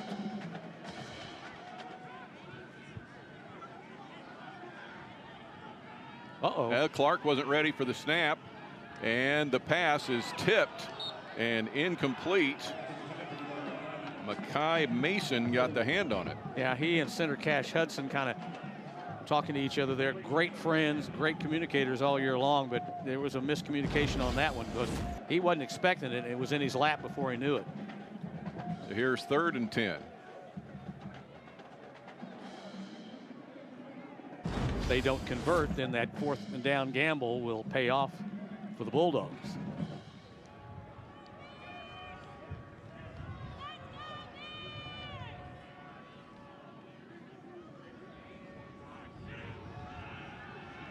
Clark looking and in trouble and is sacked back at the 35. Tell you what, that rush has just been intimidating. Ogans comes shooting across there and wraps him up. Clark tries to step up clear of the pocket, but just no clear space for him, and Big 94 comes hammering in on him there, and yet another sack. They mark it at the 38, and McDonald will come out to punt into the wind. Good field position for the Bulldogs at the exchange here. Oh, he's going to fake it, and there's no one in front of him. Now there is. The ball pops out as he gets to midfield, and it's kicked out of bounds. He wasn't going to make it anyway. He was going to be about 4 to 5 yards short. The high snap, I thought, oh, trouble here, and then it looked like a design fake all the way. But you know, 4th and whatever it was, 18 or 19, boy, that's a heck of a gamble. And he took off right here. Bulldogs recognize it. They come up, they make the hit. Ball comes loose. Doesn't really matter who comes up with it. They're going to turn it over. Wow. Timeout on the field. Bulldogs will have the ball. 10:48 to go in the third here in Springfield.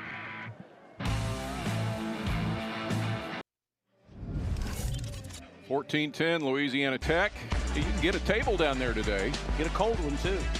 If you want to be colder. You can get a cold one, a cold nose. Hey, you know what? Back-to-back 4th down gambles didn't work off here. Well, it didn't work either way, did it? And the ball kind of right back where it started for the Bulldogs near midfield. That's really more than cloud than anything else, or fog blowing through, than as much rain as there was earlier. Now Cucuck gives on first down, and look out. It's another big one here for O'Myri Wiggins, and he takes it inside the 30. Tell you what, I said it a while ago, that weight training pays off for him because he was gone, and it took somebody bulldogging him from behind to bring him down. Right here, he looks like he's clear, and just one late drag down right there is what gets him from McGuire Neal. And it's Cucuck to the 15, still going to the 10, and the Bulldogs will have a 1st and goal. Well, they're slashing through now. They are really confident that offensive rush game is really what they want to execute, and they're showing you how to do it right now. Play after play, defenders are just trying to have to reach and make last-second stops. 1st and goal at the 7, back to Wiggins, and taken out back at the 9. Again, Neal coming up to make the stop at the last possible second there. Safety McGuire Neal. The Bulldogs just really confident in their blocking and their ground game right now. Not going to abandon that, going to stick with it. You can almost figure that you might see Cucuck throw it here, but why would you if you can keep pressuring the way you are?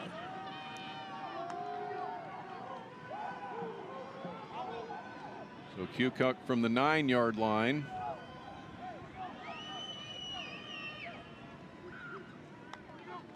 Second and goal. He'll take it up the middle and drive it to the 5.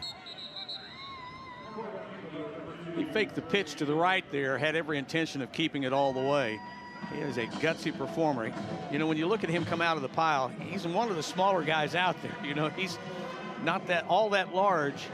They list him at 6'1". Kind of wonder if he goes that full distance, but he is tough running that ball. He's got 73 yards today. Burnett with 118, including the 98-yard run on the first offensive play of the game for the Bulldogs. 3rd and goal at the 5. And a flag. Get a procedure call, it looks like. Ball start. Number 55, offense. Well, back to the 10. Well, this changes your play selection now if you're the Bulldogs. You got to rethink what you were going to do from 5. Now you got to redesign it from 10. Also got to kind of wonder if you were to get really close, would you kick? You've got the wind to your back. You'd probably get your 3 if you could. Here's where they have split out Cucuck. He's going to stay in and take the snap this time, though, and he'll look and deliver. Oh, and there's a flag. There will be a flag for interference that should give the Bulldogs a 1st and goal at the 1. Yeah, everybody in the building saw Dunbar was on the receiver right there, and you could see the receiver jerks backwards here. See that? Yeah, there was contact. Easy call for the judge to make on that one. That takes you from the 10 down to the 2, and really makes it a simple decision now. Jordan Dunbar, second in Conference USA in passes defended per game and in the top 10 nationally, but a little too much on that one. First and goal. Kukoc dives across for the touchdown. Well, with the way that they're running the ball, 2 yards is not a big decision to have to make, that you're going to run it in from there. The way he's been running and finding openings, Kukoc's been extremely efficient today. Kagan Kent for the extra point. As the Bulldogs go back up 2 scores, their first score of any kind since the 2nd minute of the 2nd quarter. Left-footed kicker Kent drives it through. And it's 21-10 Louisiana Tech. Middle part of the 3rd quarter here in Springfield, Missouri. A good one going today in Springfield. 50 Bulldog fans have come here for their team today. They're bundled up and ready for it. It occasionally gets cold in Louisiana. I don't know if it gets this cold a lot. Hey, Jacksonville State has jumped in front of Western Kentucky 31-28, and they've got a long way to go. That's early in the 3rd quarter of that one, and that's kind of a, if you want to call it, a championship showdown in Conference USA today. Looks like that winner will host the championship game. Oh my. Oh my is right. Look out. That hits very nearly up the hill and bounces to the top. It's another one of those 80, 85-yard kicks in the air. Out to the 25 for Missouri State and Jacob Clark. Clark has reached some more milestones today. He's moved into 3rd on the single season passing yardage list. He has passed Jason Shelley in 2022 and Jay Rogers in 1999 today. From the 25, Clark. And this is caught at the 40.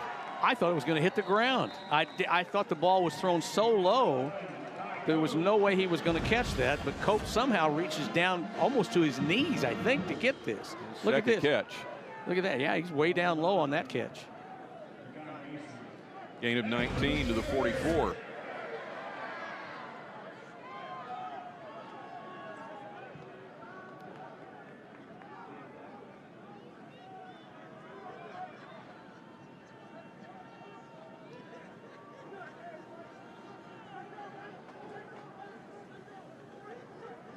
Give to Lawrence. He slipped but recovered, and now he's gone.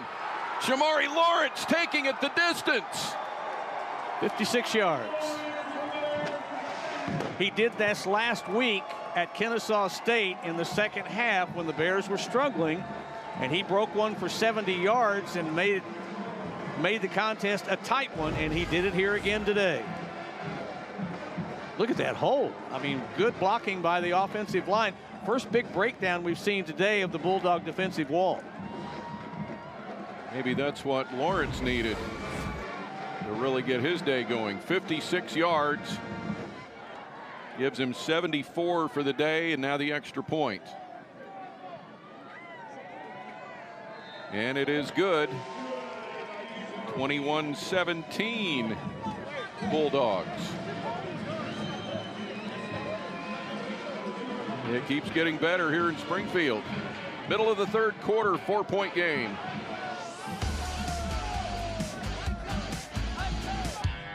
The wind is about as strong as it's been all day today. 21-17 Louisiana Tech. On this Thanksgiving weekend, let's check in with Sierra Clark. Yeah, these players are used to being away from home during Thanksgiving week. Quarterback Jacob Clark even said, whenever my family brings up Thanksgiving, I don't really want to hear about it because in high school that meant that we were not in the playoffs. As for the Missouri State football players now, linebacker Kanye Young said that he was staying in Springfield for the week of Thanksgiving, and he's like, I'm just glad my girlfriend's a good cook. She's doing all the cooking here, guys. Well, good stuff. Well, once again, the wind has caused problems keeping the ball on the tee. Antonio Smith will hold it. Boy, Don, you're right, too. If you look at the flag to the north end of the field, they're moving harder than they've moved all game long. You even see the holder. Look at the flag draped at his waist there. I mean, it's moving all over the field.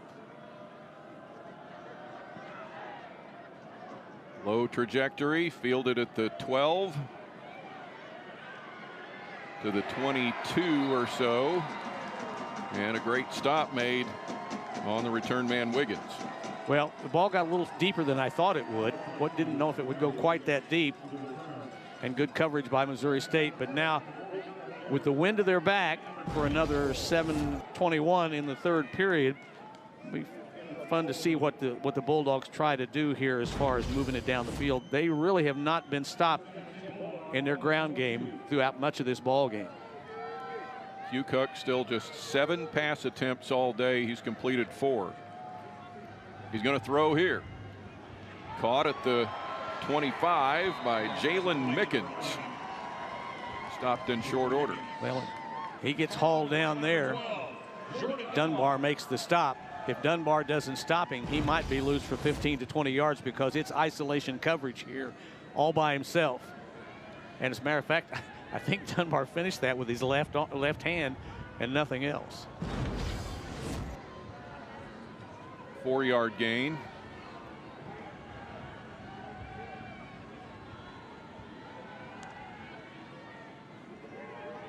And this is the Wildcat to Burnett again, and he gets to the outside and crosses the 40-yard line. How many times did you say it? And there's a flag out. We'll comment after we see the flag. But okay, why would you not run that Wildcat more than you do? It's working. Flag is at the 29, just about 2 yards forward of the line of scrimmage, and it's a hold on the Bulldogs. Don't know if we'll see it, but right at the edge of when he was making the cut there was a lot of bodies all packed in there tightly. Chances are there was a hole somewhere in that area.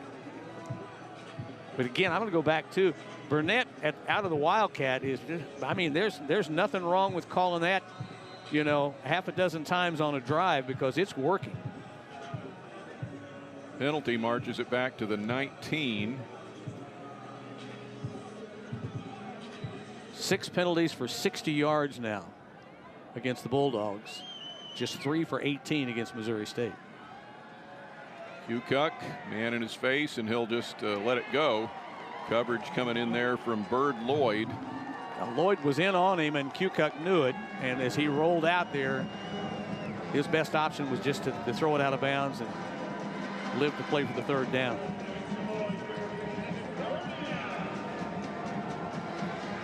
Third down, 3rd and long. Need to get to about the 33-yard line.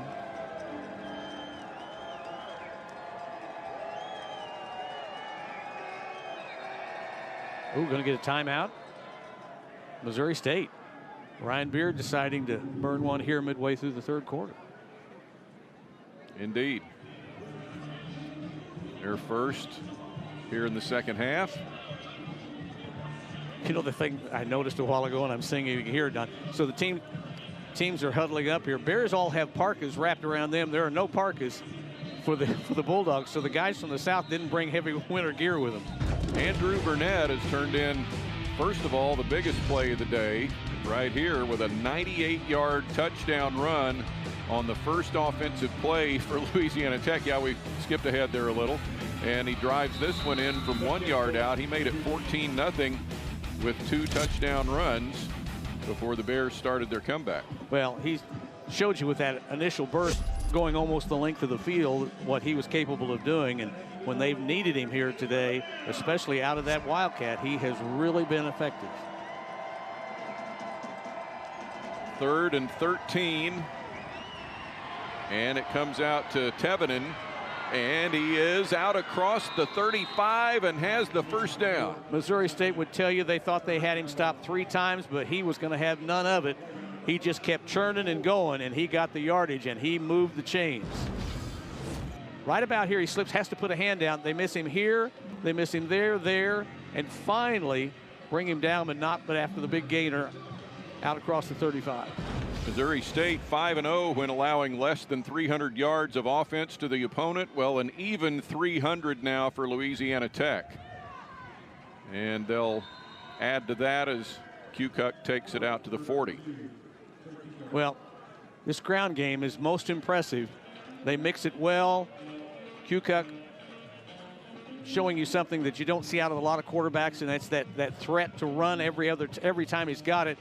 And Burnett just showing you what he's capable of doing. So coach and staff, they know exactly the tools they have, and they're using them wisely today, making the right calls at the right time. 2nd and 6.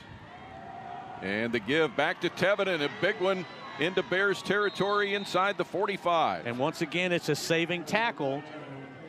Neal, 0 there, makes initial contact, but if the Bears don't at least slow him up, he's probably going the distance. As the hole was huge here, 1 touch, 2nd touch brings him down, and quickly back to action. Tevin into the 41 for 3 more yards. That'll make the total 259 for the day for Louisiana Tech on the ground. They rushed for 319 last week against Liberty. Missouri State rotating defenders in there, trying to find a way to slow them down. But, you know, I've said it a few times, but you can't say enough about that offensive front wall and the holes that they're opening and the blocks that they're creating for those backs to get through.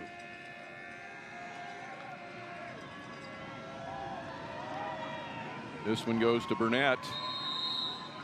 Crosses the 40, makes it to the 38. It'll be 3rd and 4 for the Bulldogs. Burnett shows you the ability. He showed it on that 98-yard burst on the first play of the day. He hit the wall, then he bounced outside. Well, he did the same thing there. There was nowhere for him to go, and then he recognized it, and when he kicked it around, picked up a few extra yards because of the read. 3rd down.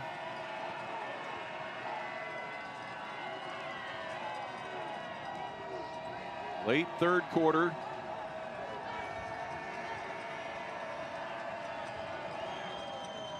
Kukoc looks, delivers, caught for a 1st down.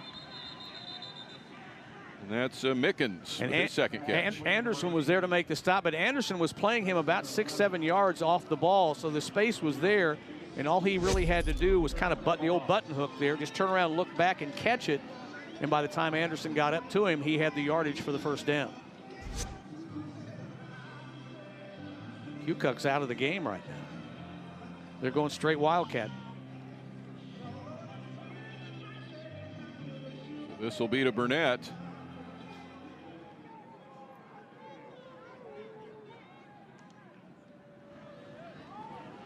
And he'll take it off the left side, and not much of anything. Bears were up to shut that one down rather quickly that time. Bulldogs have another quarterback, Blake Baker, who is out and had passed for well over 1,000 yards. Jared Lloyd made a key stop there for him, and Kukoc's back out. I think he was just out for a breather. That was a Wildcat all the way. There was no threat to probably throw it. And now that they face 2nd and 10, he's back.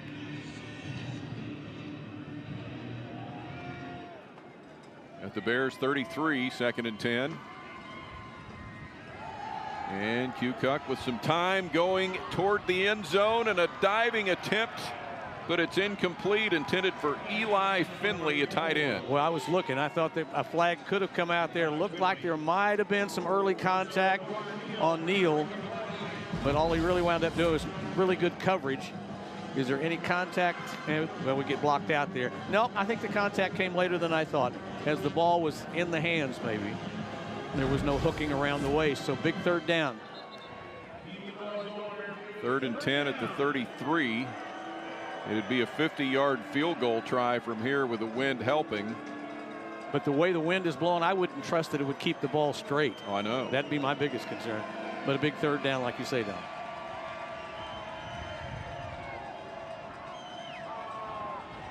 It's Kukoc off to the right. He's got the 1st down, runs into his own blocker, and makes it to the 12, maybe the 11-yard line. Well, and I want to get a look and see who that block out there. I think it may have been the tight end Finley that was leading out there. See if it's 84 out here on the edge. Not sure. No, it's not 84. But anyway, you know, what a great block that was. I think that was actually, Bachler. Blockler that got the lead for it, and all he did was follow that great corner block right there. Jalen Hampton is 18. But yeah, the block helped lead the way as well. Yeah, Braden Blockler, I mean, he really led that one, and credit to Kukuk for reading it well and just waiting for that block to open up and get him down deep. And Kukuk, another 100-yard rushing day today, 10 carries for 101. He's not done. Second down at the 7. Bulldogs can get a first down without a touchdown. They'll make it to the 5 here on the run by Kukuk. We'll count down the final seconds here in the third quarter. Well, and he's going to go take a breather, and they don't have to run a play if they don't want to. Not really much of an advantage either way with the wind here. No, it's going to stay on the ground more than likely. Of course, it is a third down. They need to get inside the 2. I think they may want to rest a little bit here. Well, you know, the other thing too, you know, you use the timeout in the break to devise what you want. You know, don't rush your third down call here. This is a critical third down, and they'll wait to the 4th period to make it. That will be the end of 3 here in Springfield. 21-17, Louisiana Tech with the lead and driving as we head for the 4th quarter.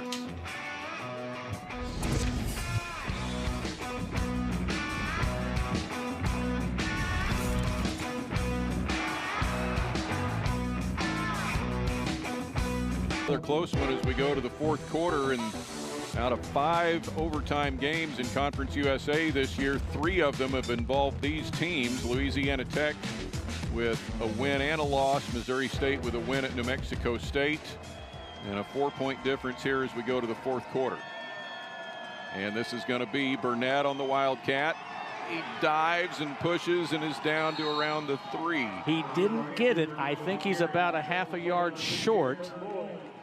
So it'll be 4th down, and you know, you can get a first down. I don't know if I'd kick it. I think I would just go ahead and try. They've tried 4th down that didn't work. Watch right here. I think his second surge makes him think he's going to get it. See right here, but they come up and Neal and company, everybody's there. Lloyd, everybody gets a hit on him. 4th and 2 at the 3.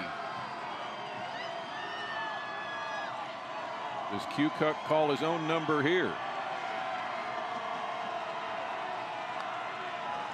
He'll take it. He'll cut in, and he's into the end zone for the touchdown. I've said it before, what a weapon to have when you've got a quarterback that's capable of doing what he can do. And right there, he just showed you that you have to respect the fact that he's going to give it to somebody else, but nope, he's more than capable of doing it by himself.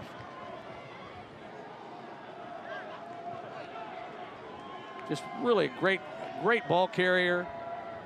Probably wishes he had a lot more passing numbers, but when you can run the way he can run, heck, you're satisfied with that. Now Kent with the extra point.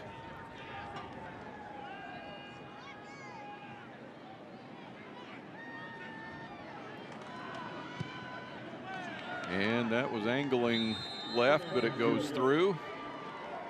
And a 28-17 lead for Louisiana Tech. Hey, you know, we talked about these close games, that graphic we came out with there. How about Western Kentucky and Jacksonville State are 31-31 headed into the final seconds of the 3rd quarter. Trey Kukuk, another big day, over 100 yards rushing.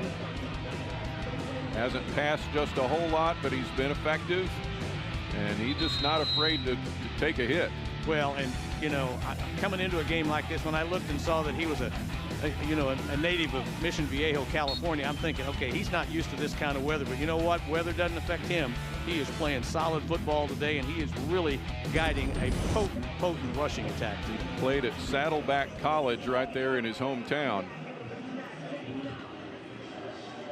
Now he's got his team up 11 with most of the 4th quarter still to go. See what kind of a kick we get and what kind of position Missouri State can begin with here. Been a while since they've touched the ball.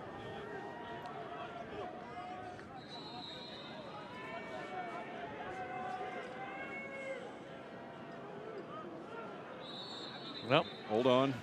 You know, I've got something. The wind is blowing towards the kicker, and every time Missouri State's had trouble keeping it on the tee, and now the Bulldogs have had the same problem. Did you have a problem being Charlie Brown and holding your? I could never trust the guy. That was part of the Thanksgiving show too. I just always thought, you know, you're going to kick my hand. I know you are. You hold the ball, and I'll come exactly running up and kick it. And wow. Wow, that's right. That's a foot. if you can kick it that deep into that wind, that is a heck of a boot right there. To the 25. Well, as we've said several times, Missouri State's got to answer. They waited to the fourth period. Now they do have the wind to their back. Jacob Clark and company will have to go to work here. They need 2 scores.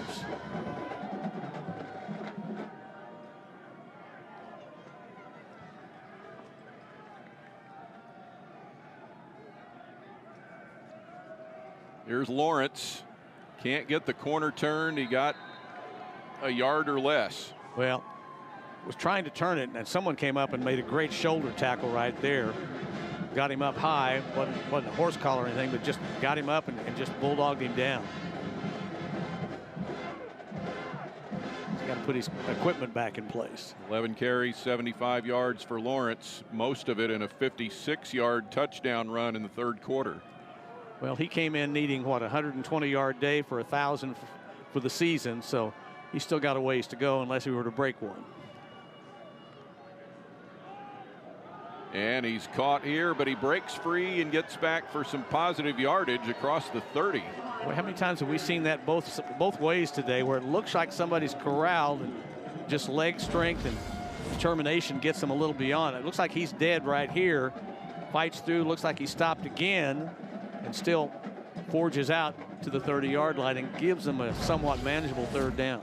A long 4, almost 5 to go here for the Bears. They need squarely to the 35-yard line to move the chains. Down 11 in the fourth quarter.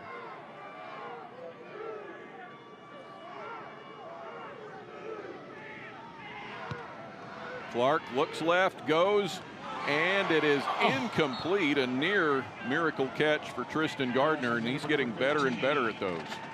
Well, Gardner that was an over the shoulder. He was kind of twisted around the wrong direction. You'll see it coming right at you here. Comes around, almost has it, but they are telling us that there's moisture in the air again as the rain has picked up again.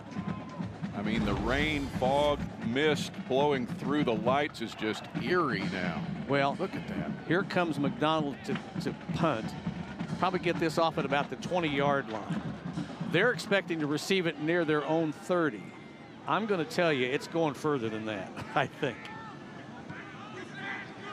Maybe not. Didn't get the biggest piece of it. And no, it's fielded at the 28, and retreating back to the 20-yard line is Mickens. Well, he thought, and there's a flag. There is indeed. He thought he could outrun the pursuit on the far side, and he just kept going backwards instead of lateral. See what we get here. Out a 42-yard punt. I thought he'd kick it much further than that with all that wind, but like you said, Don, I don't think he got the better part of the ball on the kick. Hit it in the sweet spot. Holding, number 1, return team. 10-yard penalty, first down, Louisiana Tech. So that went from bad to worse for the Bulldogs. If he had fair caught the ball, they'd have had it at the 30, and as it is now, they're going to get it at the 10 or inside of it. Yeah, almost a 20-yard swing there. Well, here's what you need to know if you're the Bears. You pretty much, you've got to stop on this possession. You give them more points and you go beyond a 2-possession to a 3-possession game, and this thing's maybe gotten away from you. And conversely, Bulldogs know, hey, if we put together a long sustained drive here and get points, we're in pretty good shape. Officials are together here now.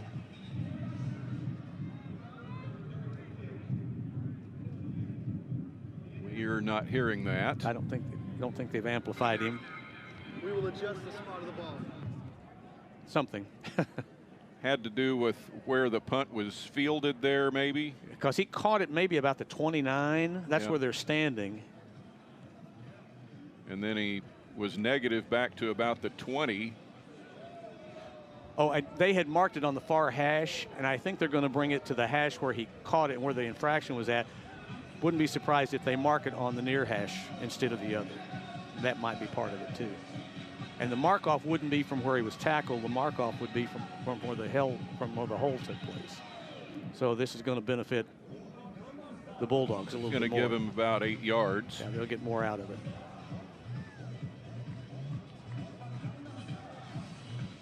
The 18-yard line. And again, just a great scenario here for the Bulldogs here. You know, you control it by 2 scores, 11-point lead. If you can find a way to put more points up and turn it into a three possession game, it's going to change things significantly. But they got a long way to go.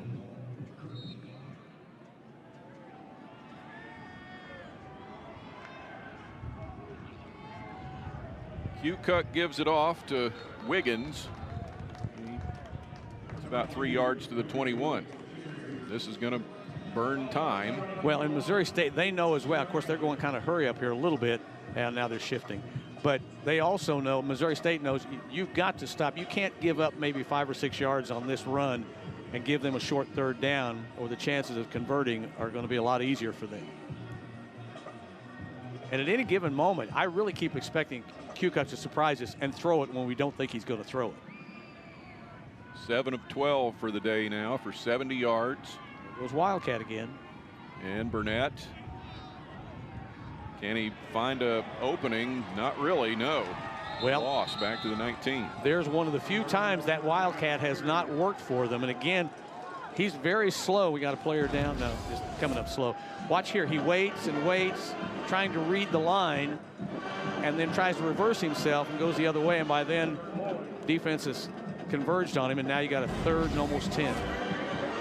Bert Lloyd was slow in getting up, but he's okay in staying in. 3rd and 9. Kind of feel like this has to be an almost stop for Missouri State.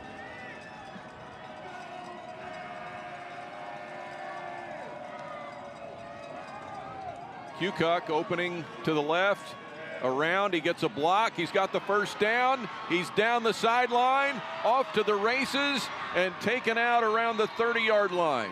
2 flags down. 2 flags. And Missouri State can only hope that it will favor them, because Cucuck broke this thing wide open if it's against Missouri State. Flags are in the same spot, so it's just one call here. Personal foul. Illegal blindside block. Number 1, offense. Oh, 15-yard penalty. Remains 3rd down. All the way back. But I tell you what, I'm going to compliment Cucuck, because he is excellent at reading where his openings are at, and he did right there. He could have turned it upfield and probably not gotten the 10 yards, but he went to the far side, and once he did, and of course it was probably aided by this illegal block, but he reads it really well. Did a great job of reading. Watch and see if you can see it. Well, you saw the contact. Yeah, they call that the blind side, and I guess they're correct. But see, and that's what sprung him loose. So now you've got a 2nd and 15. Or 3rd and 15. Yeah, back at the 13. Now even a bigger play for Missouri State.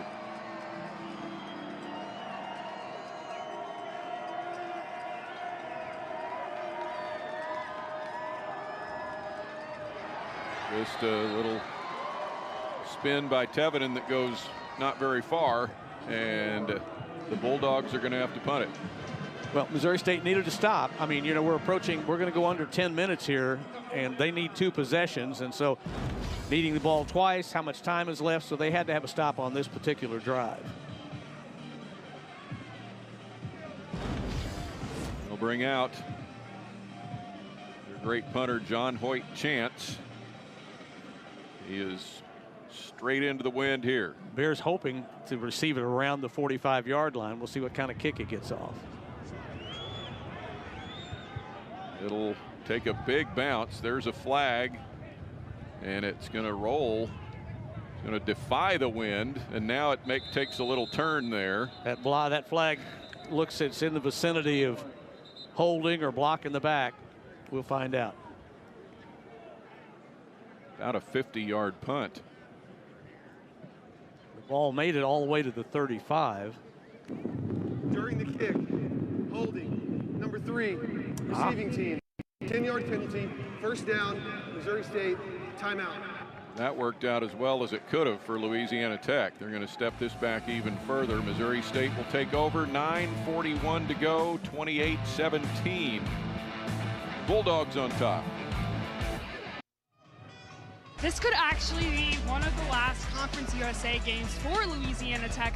They're actually set to join the Sun Belt Conference no later than summer of 2027. A big part of that is geography, and they're really excited to join those regional rivalries again with schools like Louisiana Monroe and Southern Miss, because in Conference USA, Louisiana Tech does travel very far to schools like Liberty and FIU, so they are excited to really stay within that southern footprint again, guys. Yeah, what about Delaware? This is a long traveling conference, there's no question about it.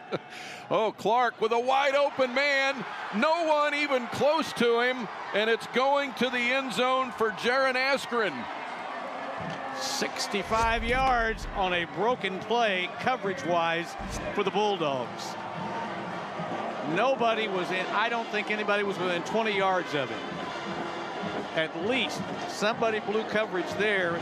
Tight ends usually don't get that wide open. Watch this. When he catches it, look and see if there's anybody near him. There's nobody in his neighborhood. There's no one else on the screen. Nope. Ever. And he is gone. Oh, the Bears had to have that. Well, and Askren has had a remarkable freshman season. 5 touchdown catches on the season, and they're going to go for 2. Going to go for 2. Going to try to make it a 3-point game here and go for 2.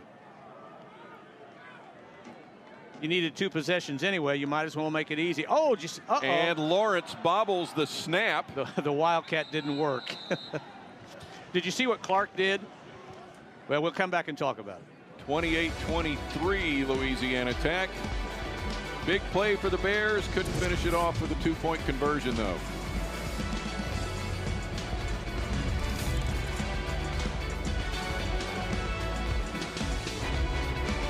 Jaron Askren gets Missouri State back to within 5. Best known so far for scoring the game-winning touchdown in the Bears' win at Marshall. Sealed the win with 2:12 left and gave the Bears their first win as an FBS program and gave him the Conference USA Freshman of the Week award. Well, he's one of those players that, again, I've mentioned it several times. Green is one, Gardner's one, Askren's another. Players, the game goes along, you haven't called their name for a while, then all of a sudden they do something. And Askren throughout the season for Missouri State has shown the ability to come in and make key catches. And that one was, and of course, he has to make the catch, but absolutely a blown coverage in the secondary to let somebody get that wide open. Now Obeid's kick with 9.5 minutes to go. A 5-point Louisiana Tech lead. Back from the 7. And it's Devin Gandy. Look at this. Here he goes. Gandy down the sideline. Can they catch him? Nope. Gandy all the way with the return for the score. Well, I was surprised that they didn't kick it through the end zone. There had to be a reason that Obeid didn't kick it all the way out. I think they were hoping coverage would get down and pin them deep. But what that did was it allowed him room, and what a wall they set up for him right here. Watches those faces in white are coming at you here. They're picking up blocks all the way along, and all he has to do is get past one, and once he does that, he's off and gone. 93 yards for Devin Gandy.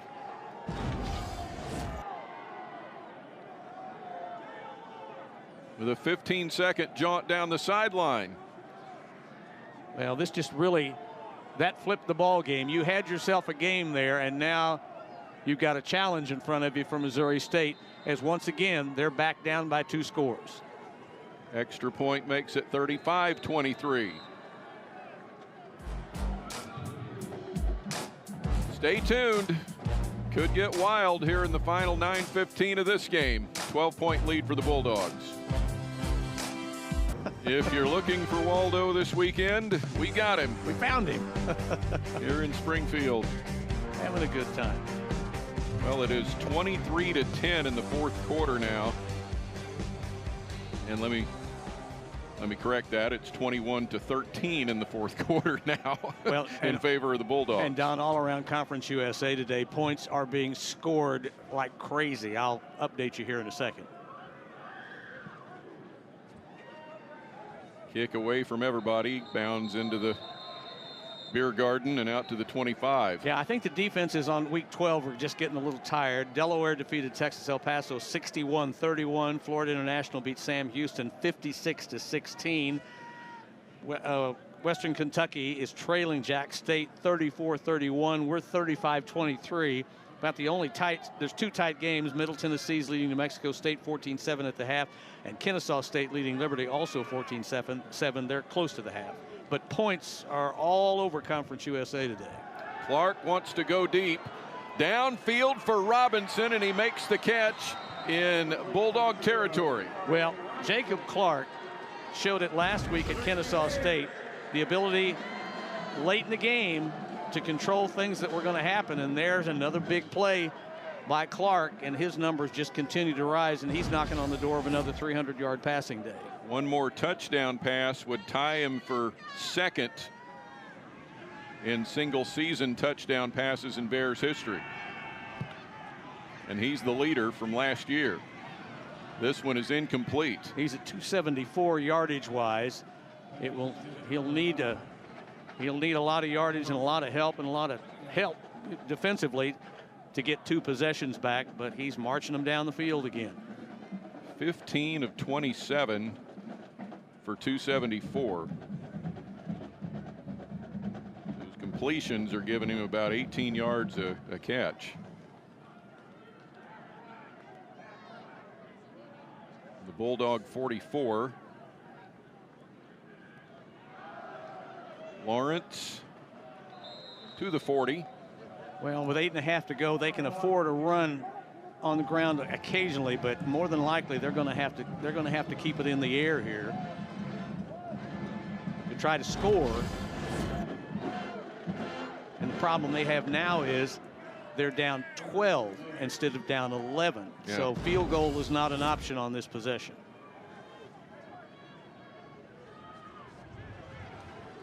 Third down at the 40.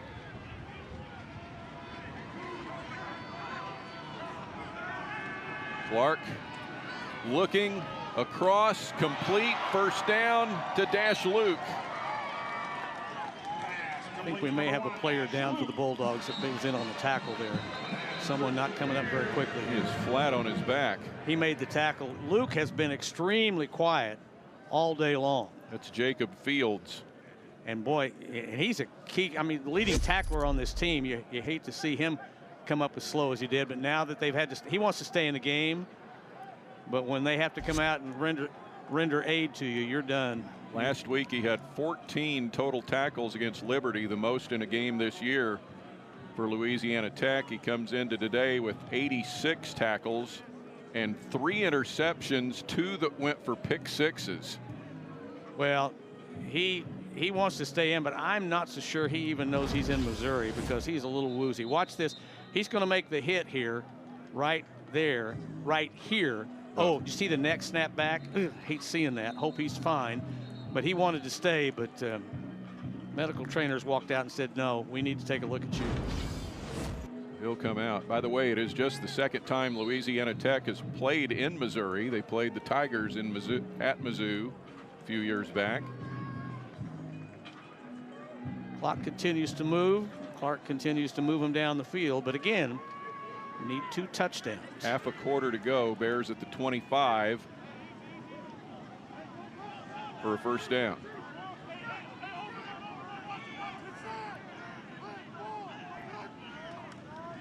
The toss goes to Ramon Green. Got some space. 15. Taken out about the 12, and that's a 1st and 10. And once again, Green, another one of those players that you expect to do something explosive when they get the opportunity. And here he gives you a pickup of about 12 or so. Moves the chains. He'll go under 7 minutes here. His fourth carry of the day for 26 yards. That was his longest.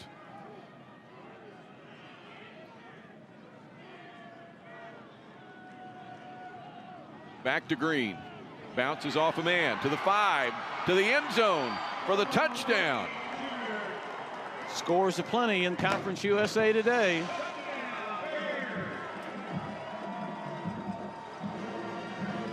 Ramon Green adds to the tote board here in the fourth quarter. No need to go for 2 here. Bears will try the conventional point after.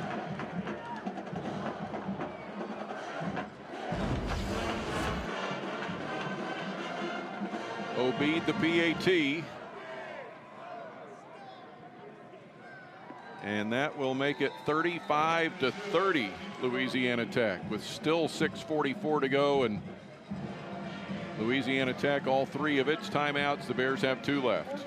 Well, this game, you know, it's really interesting. I mean, this thing's coming down to the wire. Missouri State has done this all season long. As a matter of fact, you saw the run there. Last week, I mean, Louisiana Tech's win at Liberty, you know, it was a 1-score game at the end for them as well. So tight games are not anything new to either one of these programs. And it's really interesting, Don. These 2 are playing. The Bears come in with a conference record of 5-2. Louisiana Tech is 4-3. Depending on how this thing shakes out and what the others do, Missouri State could be finish anywhere from 2nd all the way to 4th.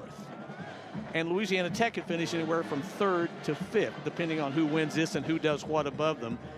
But it's going to be interesting. The Air National Guard Conference USA Championship, the highest 2 teams in winning percentage will play on Friday of next week. At Jack's State, Western Kentucky winner will be the host. And it's going to be an interesting one. And of course, Missouri State reflects back on how close they came at Kennesaw State last week, and now here they are again knocking on the door. And Louisiana Tech, however, they can control this depending on what they do offensively. From the 6 this time, and a slip by Tevenin. Lost his footing. Oh, we're going to get a late hit on the Bears. Flag came from Ron Hudson, the referee. Yeah. He slipped and was down on the field, and then Missouri State, watch at the tail end of this play. He's down. Here's the late one. See that? Yeah. Yeah, first man dove over him, second man, and look at that. Tapped him on the shoulder and said, thanks for the extra yardage. And we've got a player down for, I believe, Missouri State at the 35-yard line. But he's up now. A hit from Caleb Olabode. Well, you went from having the ball at the 17-yard line. Have they marked it off? Oh, maybe they waved it off. Let me get that right. Olabode. You know, Don, I think they waved the penalty off. Okay. Well, apparently he slipped into him. Well, this ball game comes down to this possession, in my mind. Tevenin stops, goes to the 20, 21 as he turns the corner. Gets about 4 yards, well, maybe 3. He got really good positive yardage out of what could have been nothing. Moved it just a little bit, sets him up with a really workable second down here. Watch as he strings the play out here. Pursuit comes, good block there. Almost had him there behind the 20-yard line, but he fought through it, Tevenin did, and got, like we said, an extra 4. The Bulldogs above their total of 319 last week at Liberty on the ground now with 325 rushing yards. Rain is really coming down. And a run out to the 24. I say rain, it's an ugly mist is really what it is. Fog and mist and yeah, dreariness. I mean, that's full-on rain. Well, and you know, ball possession and ball protection is going to be key right now. When it gets wet and slick, and she's trying to stay as dry as she can. Here's your third down, Don. Need to get to the 28-yard line. A huge play right here. 3rd and 4 for the Bulldogs. Cucuck looking across into traffic and complete for a first down. Passing game has not been a big part of their repertoire today, and Finley comes across at the proper time and makes the key reception. Eli Finley, 1st and 10, Louisiana Tech. The coverage was about as good as you could want for Missouri State, but the big 8-4 right there did what he needed to do, moves the chains and keeps it going under 5. At the 41, Bulldogs are ready to go. And now they're not. Well, they know with 4 downs here, if they can find a way to chew up a couple of minutes of the clock, that's really going to benefit them. Snap comes at 3 on the play clock. It goes to Burnett. And he's driven back after a gain of 1, and it becomes a time. It becomes a game of time. Exactly. Well, and the other thing, too, you saw the Bears wrap him up there, and they could have been, more bodies could have come in, but once you make a stop defensively, you're working against the clock. You don't need to chew up an extra 5 or 6 trying to keep pushing him backwards. So they have to communicate and say, play's over, let it go. Before we get too much deeper into this, thank you so much to all of our crew who is working out in this today. Sierra Clark on the sidelines, our camera guys, our timeout coordinator, and everyone. Cucuck is in the open again, and he's taking this the distance for the touchdown. There's your ball game. No flags. Touchdown Bulldogs. Did he go 59? Is that what it was? Wow. Big Cucuck with the dagger. Watch this. Fakes the bell. Everybody bought it.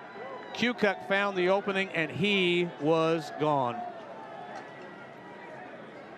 With 3:44 left. 58 yards officially. Well, just defensive breakdowns for Missouri State in a couple of areas, kickoff returns and just containment. And there was another example of it. Kent's extra point makes it 42-30. Just don't think there's probably enough time for 2 possessions. You never know. Don, we have had big play situations all day. It started on the first run of the day for the Bulldogs. They went 98, but we've had a play of 98, 56, 65, 93 on a kickoff return, now 59. Don't know how much the elements of the weather has played into the way these two are playing defensively, but this one has just gone explosion play after another, and that one may have been the dagger right there. Bulldogs 386 yards on the ground. Both teams with over 400 yards of offense, but you hit it right there, Don. When you have 386 on the ground, you control the game. 25 is wearing 28, Louisiana Tech. Bulldogs rushed for 426 yards against Sam Houston State on Halloween. So they are used to this. Well, if there's anything, and it would be hard to find positives right now for Missouri State, it would be that Jacob Clark has the wind. Oh, Don, look at this. Look at the flags. The wind has shifted. Oh, it's out of the north It's now. out of the north, and it's coming towards Missouri State. I had not looked at the flags. The wind has completely shifted. And even that is going to be in Missouri State's face now. That's unbelievable. Look at that. I mean, it was blowing this hard the other direction 5 minutes ago. And now as you look up into the lights and you see the mist and the fog, it is all now blowing left to right instead of right to left. Even harder out of the north now. And so Missouri State, you played for the wind in the 4th period, and now the wind is the 12th man on the field, if you will. So Clark will have to work into that wind, whereas before, and I was about to make the statement, if there was a positive they had, it was that Clark would have the wind, and now he doesn't. So Bulldogs have control of the scoreboard. They've got the wind helping them. I would say it's Louisiana Tech's ball game to control the rest of the way. 3:44 left, and Clark going deep and out of the reach of his man, Dylan Hipp, who had an early catch today. By the way, did you mention, I may have missed it, But the record that Kukoc set last week for running by a Louisiana Tech quarterback, he has rewritten the record today at 172 on the ground. Yeah, after he rushed for 143 last week, that became the all-time quarterback rushing record for a game for the Bulldogs, and he's blown that out of the water today. Well, Clark's going to have to continue to heave it here. They'll even have to try for it on a 4th down if they get that far. There's a flag that's going to leave the county. They threw a flag around the line of scrimmage, and it's blown to the end zone, I think. Is that a flag, or is it something else? It's 2 flags. Is it? Okay. Cedric Woods was the defender. Pass interference, number 11, defense. Ball will be placed at the spot of the foul. Automatic first down. Yeah, I saw that yellow flying across the field there.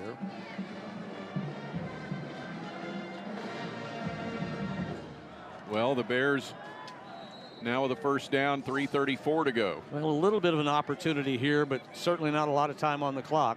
You have to have 2 touchdowns.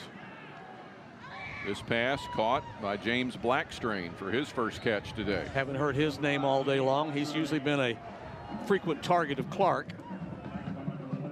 You know, I failed to mention Clark and the passing season he had.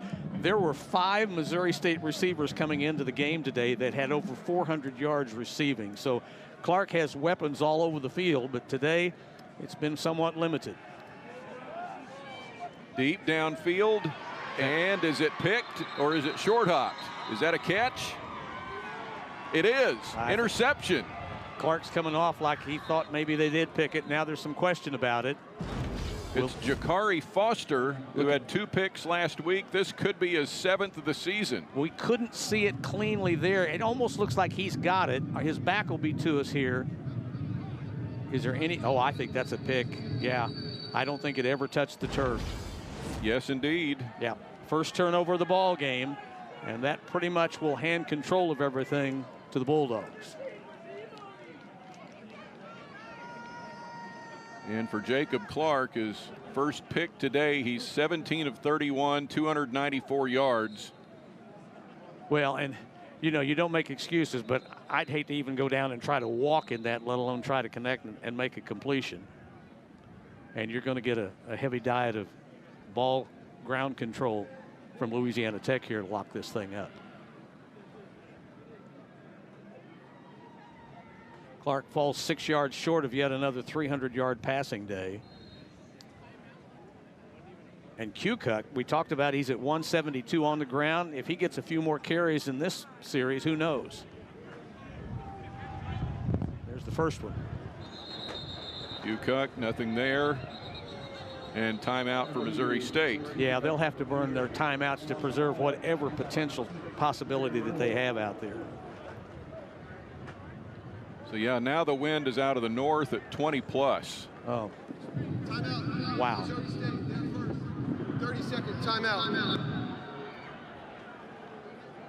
Well, back to what we talked about earlier, Don. You know, we know Louisiana Tech, there will be postseason play for them. They'll find a bowl somewhere, and they'll advance and play. Missouri State, they'll continue to lobby this week. They'll watch the scoreboards tonight and see how many other teams are available to fill bowl slots, knowing full well that the regulation says they can't go to a bowl in transition year, but they're still trying to make their case and say, hey, we had 7 wins in our first FBS season. We would like to find a bowl. We think we're deserving of it. And their case has been that the stipulations of the transition year were to allow schools time to develop their program, recruit enough players to play at the FBS level. Well, now with the portal and everything else, teams can build overnight, and that's the case they're going to make going forward. That the old rule is outdated, antiquated, and should be removed. But that'll be a discussion for another day. Well, and I do believe on the short gainer here, I do believe that you'll probably see them revisit it now, and it could be considered the Missouri State debate going forward. That next year they may say, hey, anybody transitioning to FBS, which there won't be that many of them, I think, going forward, but they would say, you know, that rule of transition probably doesn't apply anymore. Well, Clay Tevenen has added his name into the mix here today for Louisiana Tech. 10 carries for 46 yards and 4 catches for 60. and made a big difference today for the Bulldogs.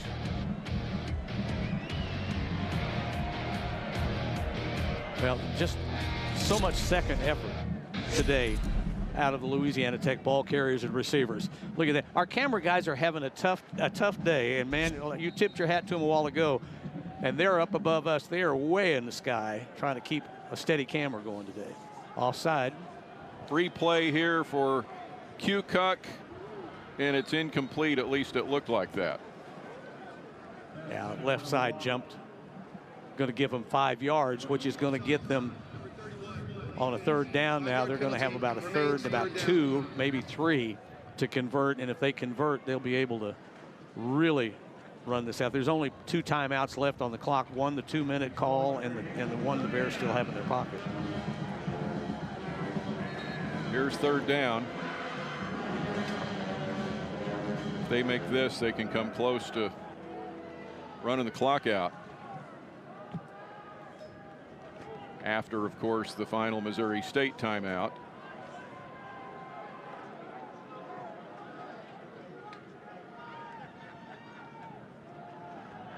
To Burnett. He has it at the 47-yard line. Andrew Burnett. The Bears use their timeout here. Doesn't look like it. They'll let it go down to the 2-minute timeout. So, yeah, not using that last timeout yet. No urgency for the Bulldogs here. They'll take this down as long as the Bears will let them all the way to the 2-minute timeout. I think everybody in the building knows it's going to the 2-minute timeout. They're walking out on the field. 42-30, Louisiana Tech in the wind, the fog, the mist, the rain, and the cold in Springfield. This is a 2-minute timeout. Back for the finish when we return. Part of our crew down on the field today, not even wearing the glove on the left hand. That's so he could wave to you, Don. 42-30, Louisiana Tech with the lead. Our crew up on top of the press box today, enduring this for 2 more minutes. Spencer out in the right sideline. There's your kneel down. And is Missouri State going to call timeout? Doesn't appear that they are. Got the one left, but they're 2 scores down and not going to press the issue here. Well, let's talk about what's going on. Western Kentucky, Jack State are 34 all, and that one is headed. There's about a minute and a half to go in that one. And so that one we were talking about overtime games. We may be adding yet another. There's 21 seconds to go. And could be the 6th Conference USA overtime game this year. Could be. But there are going to be 4 conference games today with more than 70 combined points scored. So, yes. And I think Ryan Beard has said there's just no way we could get 2 possessions. Kukoc. He's going to lose yardage. His total's going to go down a little bit. Yeah. But he set another quarterback record for rushing in a game for the Bulldogs today. Somewhere around 170 once the final knees are taken here. Well, Louisiana Tech will get the win to improve to 7-5, already bowl eligible. Missouri State will go to 7-5. They'll finish 5-3 in Conference USA. And bowl dreaming. We'll see. Kukoc just doesn't want to lose those yards. There's the end of it. That's going to be it. Louisiana Tech wins it today over Missouri State, 42-30. Both teams 7-5 at the end of November. Well, I tell you what, we got a great game out of 2 teams that really could have let the conditions adversely affect what happened today. And that gentleman right there, very productive day for him, and we may have a chance to hear from him. And let's go down to Sierra Clark. Coach Cumbie, your team throughout the season has really struggled in the red zone, but you guys were 3 for 3 tonight against Missouri State, against one of the best defenses in the league. How are you guys able to manage that? Well, we're a really good offense.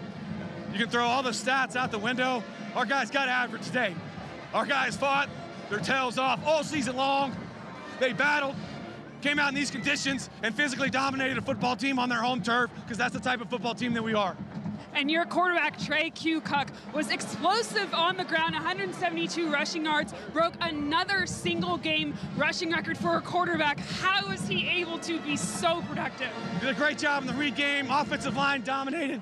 He did a phenomenal job with his eyes, finished plays, and he has the heart of the champion, man. And a guy that got benched early in the year and comes back and does like he does, I'm just fired up for him. Awesome, congratulations. Hey, thanks a lot, go Dogs. Back to you guys. Thank you, Sierra, for all your work today and for the 4 games that we've had you here in Springfield this season. And time now for our player of the game, sponsored by Pinnacle Sign Group, proud supporter of the Missouri State Bears, and Q. Cook did a little bit of everything. When you see who he went and gave a hug to, one of his offensive linemen, because they opened holes for him, but when they did, man, does he have the skill and the talent to make it pay off. And you saw it right there in that breakaway run. He just had all kinds of opportunities today, and when he did, Don, he made the most of it. He's a junior. Probably be back, and keep an eye on him next season. The 58-yard run that really put it away for the Bulldogs today. Here's a look at your final stats, brought to you by Mercy. Mercy can get you off the bench and back in the game. Find your best play at mercynow.net. At Mercy, your life is our life's work. And you see that it was 388 rushing yards today for the Bulldogs that led them to the win. Well, and I mentioned a while ago how many explosive plays we had today, more of them on the Bulldog side of the chart. That was the difference. There, you take away some of the big explosive plays, they probably didn't have all that much offense, but boy, when they had it in a big, big way. Missouri State awaits its fate, unknown at this time. Louisiana Tech off to a bowl game. And from Springfield, Missouri, we say thank you so much for joining us for this first FBS season for the Missouri State Bears. Great things are to come for this program. For Tom Mast, I'm Don West saying so long from Springfield, where Louisiana Tech wins 42-30 over Missouri State. All games airing on the ESPN networks are streaming live and archived on the ESPN app. This has been a presentation of ESPN.